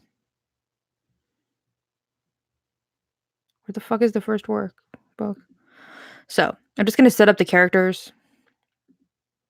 I won't go into like every single book because that would like take a long time. But okay, so you have two characters in this book. Ty Grady. So both of the characters are bi, and they end up together. Shocking. Anybody have any comments on my cringy books? Nothing. Ty, they both work for the FBI. They're both FBI agents. Again, very cliche. But like, they're really well written. Like the storytelling, and they're all like kind of murder mysteries or whatever. I had pretty good taste, man. I mean, I read a lot of trashy crap, but I actually had like standards, and if stuff was really trashy, I would stop reading it and give it a bad review and be like, "Don't read this." So I don't know. Okay, so Ty, which, like, you don't know all these things at the beginning, but like I'm gonna tell you because I've read all the books many times. I'll tell you. So Ty joined the military like right out of high school because he was all like, I like guys and I'm from like West Virginia, like conservative backwater, and I can't like disappoint my dad by telling him I'm gay. And so he joins the military, and then he eventually becomes like special forces and does all kinds of like undercover shit. And he actually gets like captured and tortured for a few weeks by his friend, like with his buddy. Um yeah. And like at like one of the training camps, fuck, I don't remember. It's like something that you would recognize if you're like American. I can't remember. Fort Bragg or I don't fucking know. Somewhere in Texas, I think. There's like crazy stories about him. I know, right? I agree. I would definitely do that also.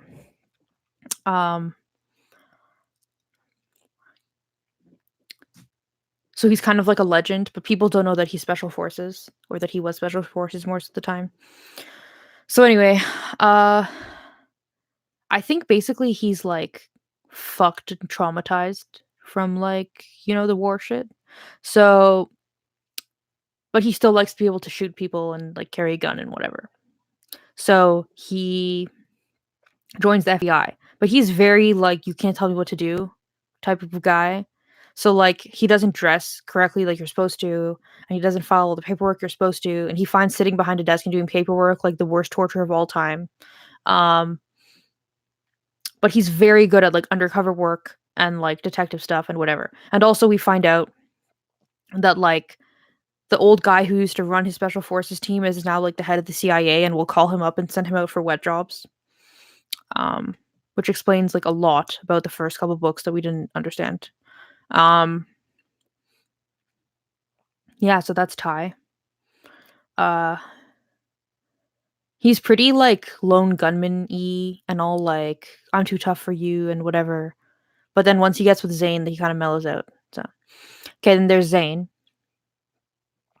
Zane is like from like a a ranching family in Texas, but like not like rich fuckers, you know? And he was supposed to like take over the ranch and whatever. And his mom had like all of this like high society shit lined up for him, and he was like, "Fuck this." So I think he went to college for like all kinds of nerdy crap. Like I think he's like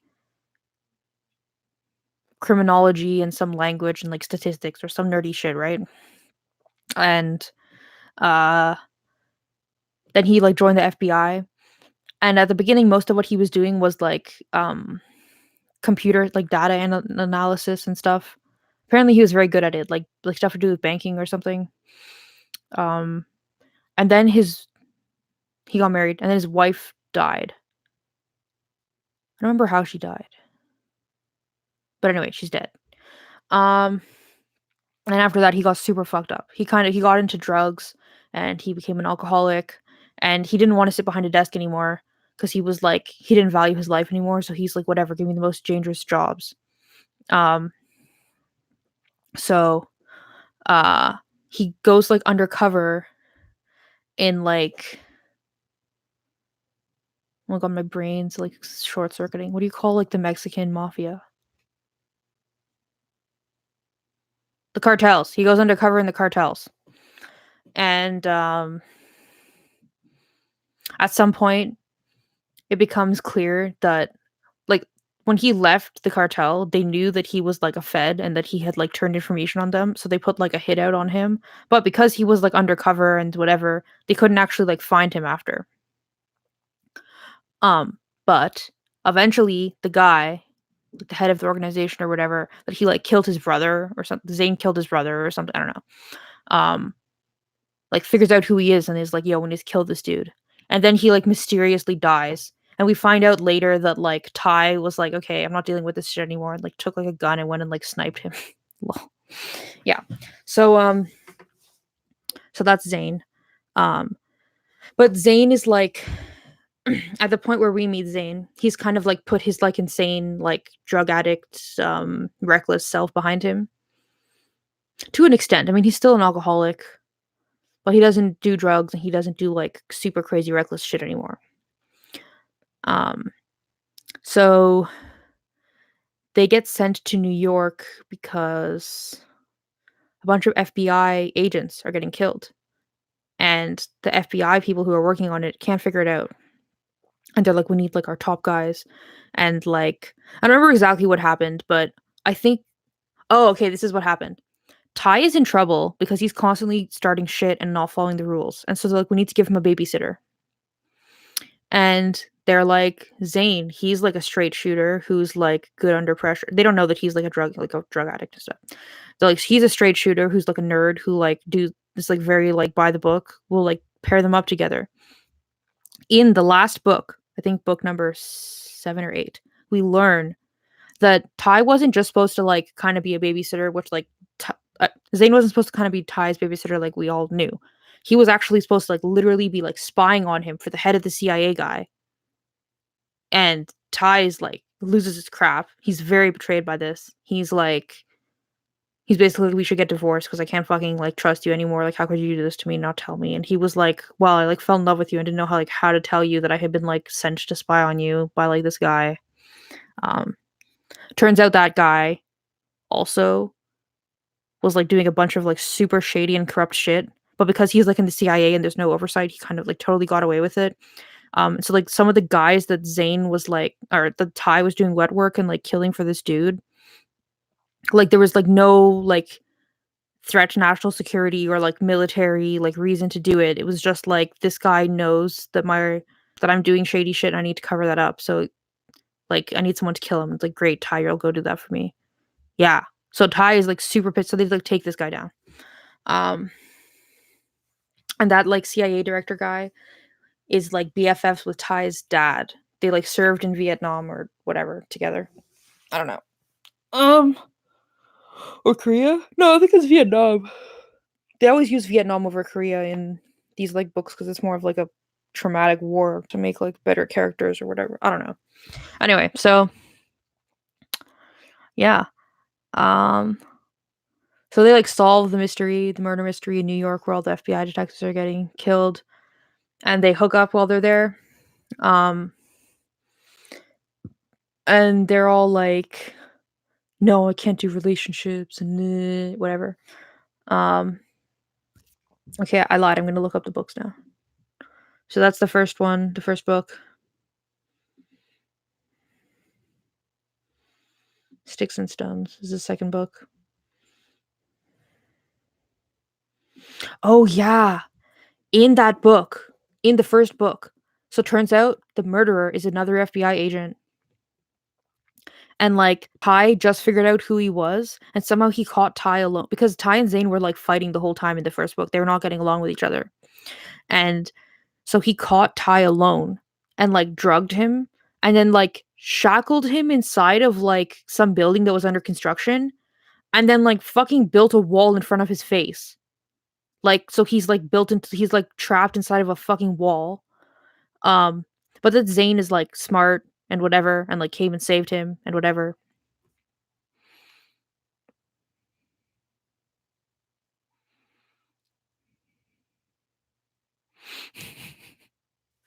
Um so after that, Ty has like PTSD of like claustrophobia because he was in there for like a couple, like I think like a full day or something, and he was like he thought he was gonna like starve to death in there, like in the dark by himself. Um, so yeah, uh, but Zane saves him and like whatever. It's like all dramatic and stuff.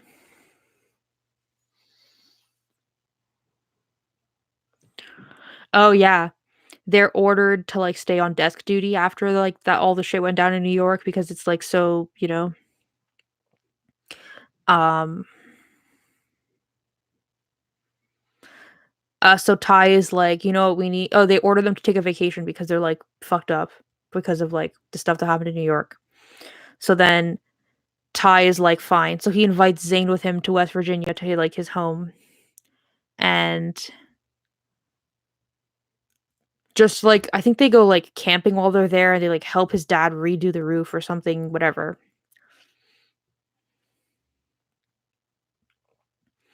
Oh yeah, and then there's like drug runners in the in like the mountains where they're like camping and hiking. And so they basically like Ty and Zane and Ty's dad and Ty's brother, who has like a limp and is like a psychologist and has no military or police experience, take on these dudes and like it's pretty badass. Like, you know, like they didn't bring any weapons, they didn't plan for it, and they like take on this like paramilitary type thing. Um yeah, pretty cool. Uh Fish and chips. Oh my god.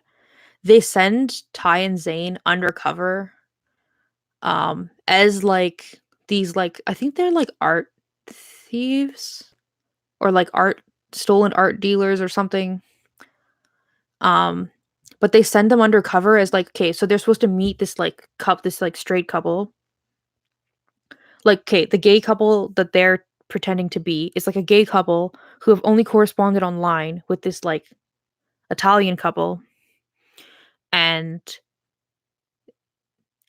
they don't know what they look like. So they're like, "Okay, we've arrested them, but, like, so we're gonna send you in to, like, take their places."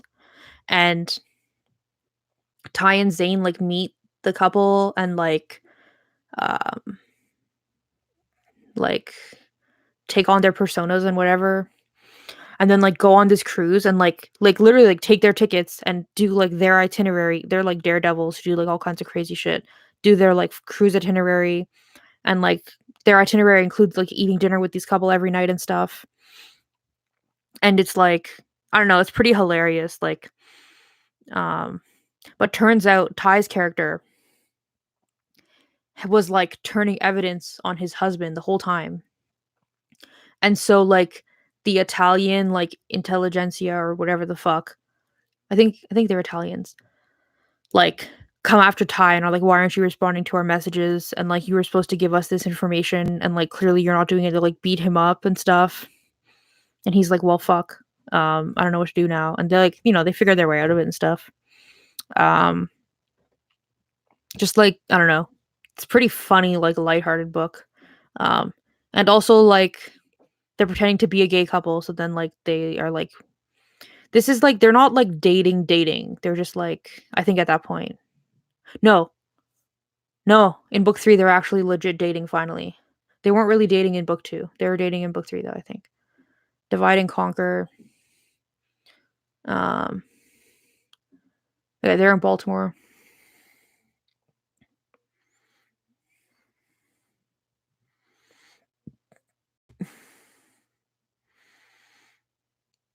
It's like a series of bombings. They investigate. I don't know, not particularly memorable to me. Uh,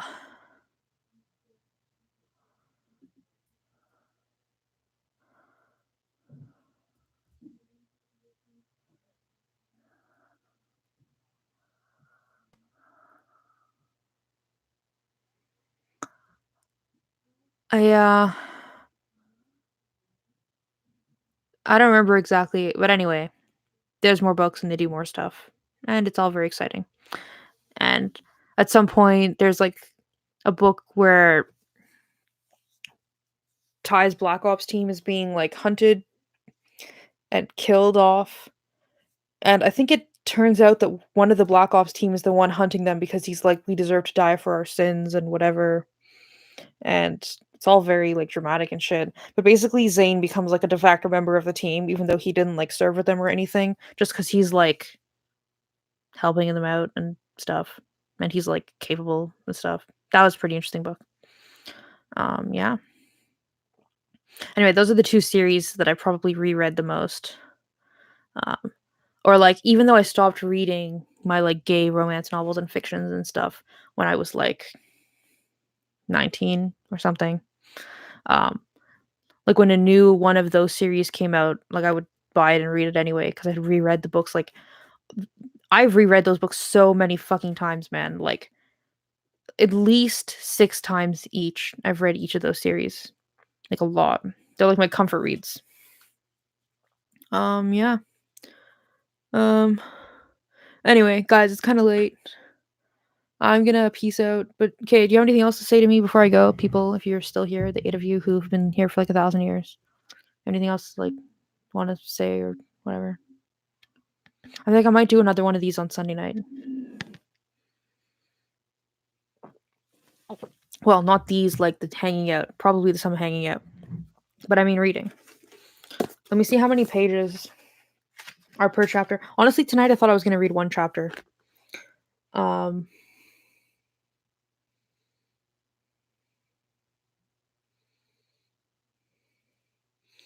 chapter 5 is 78 to 105, so that's like 25 pages. And then chapter 6 is 105 to 142. That's like a long fucking chapter, man. Probably read both chapters. Maybe I'll just start earlier.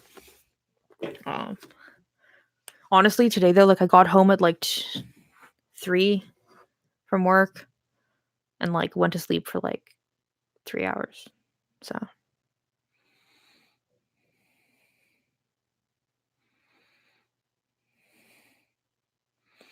yeah, no problem, man. But actually, my reread list on Goodreads still like only has like 10 things on it, which is like ridiculous because there's also like God Eaters. I reread that at least 3 times. And it has things on it that I fucking forgot that I had reread. I don't know. So, oh, oh, it's because I have a list called 5 times or more. That's why. Let me see if there's anything on it. Oh, okay. There's also this book called Privilege of the Sword by Ellen Kushner. It's about a female swordsman. Highly recommend. Yeah. Yeah. I mean, if I just did the reading, it wouldn't, if I didn't stick around for 2 hours chatting with you guys, I'd probably, I mean, I don't know.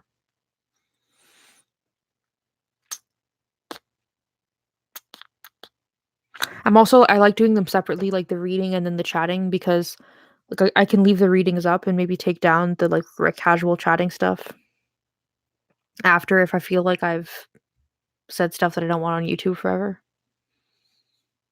I don't think I did anything like that today, but it just makes it, like, less pressure that if I can just, like, chill out with you guys, like, casually, then I can take it down later.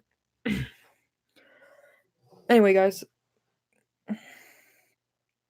been on, like, on YouTube streaming now for, like, 5 hours, so I think that's, like, enough for now. If any of you guys want to buy me books, I'm gonna put my Amazon wish list in the description of my videos. I'm gonna not do it tonight, honestly. I think I'm gonna, like, get in bed now. If you want to hit me up on Goodreads, I'm gonna put my Goodreads in the description of these videos. If you want to follow me on social media, really the only social media I use right now is Instagram. So that follow me on Instagram, which is like GNC_centric. And if you what was the other thing? Something else. Fuck guys, I'm tired. Oh, yeah. Friend me on Goodreads. I already said that. I don't fucking know what I'm saying anymore, guys. Yeah. Okay, well, my computer has just told me that it's 11:30.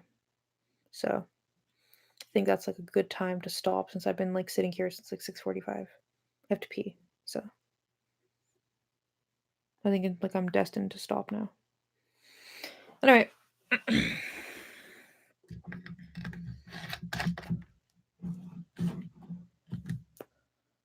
Yeah, I'm gonna go to bed. I really need to fix my sleep schedule, like, I need to go to work one day at, like, 5 AM and come home and just, like, get in bed at, like, 8 or 9 instead of, like, napping for 2 or 3 hours and then, like, going to bed at, like, midnight for 5 hours, like, it's not a good way to do it. I'll get there. Anyway, I'll see you guys, I think Sunday evening. Maybe I'll just do one chapter, I don't know. We'll see how I feel. Once I get into it, though, it doesn't I feel like might as well read more, like, it's no big deal, I don't know. Anyway, okay. Okay. Night, guys. Bye.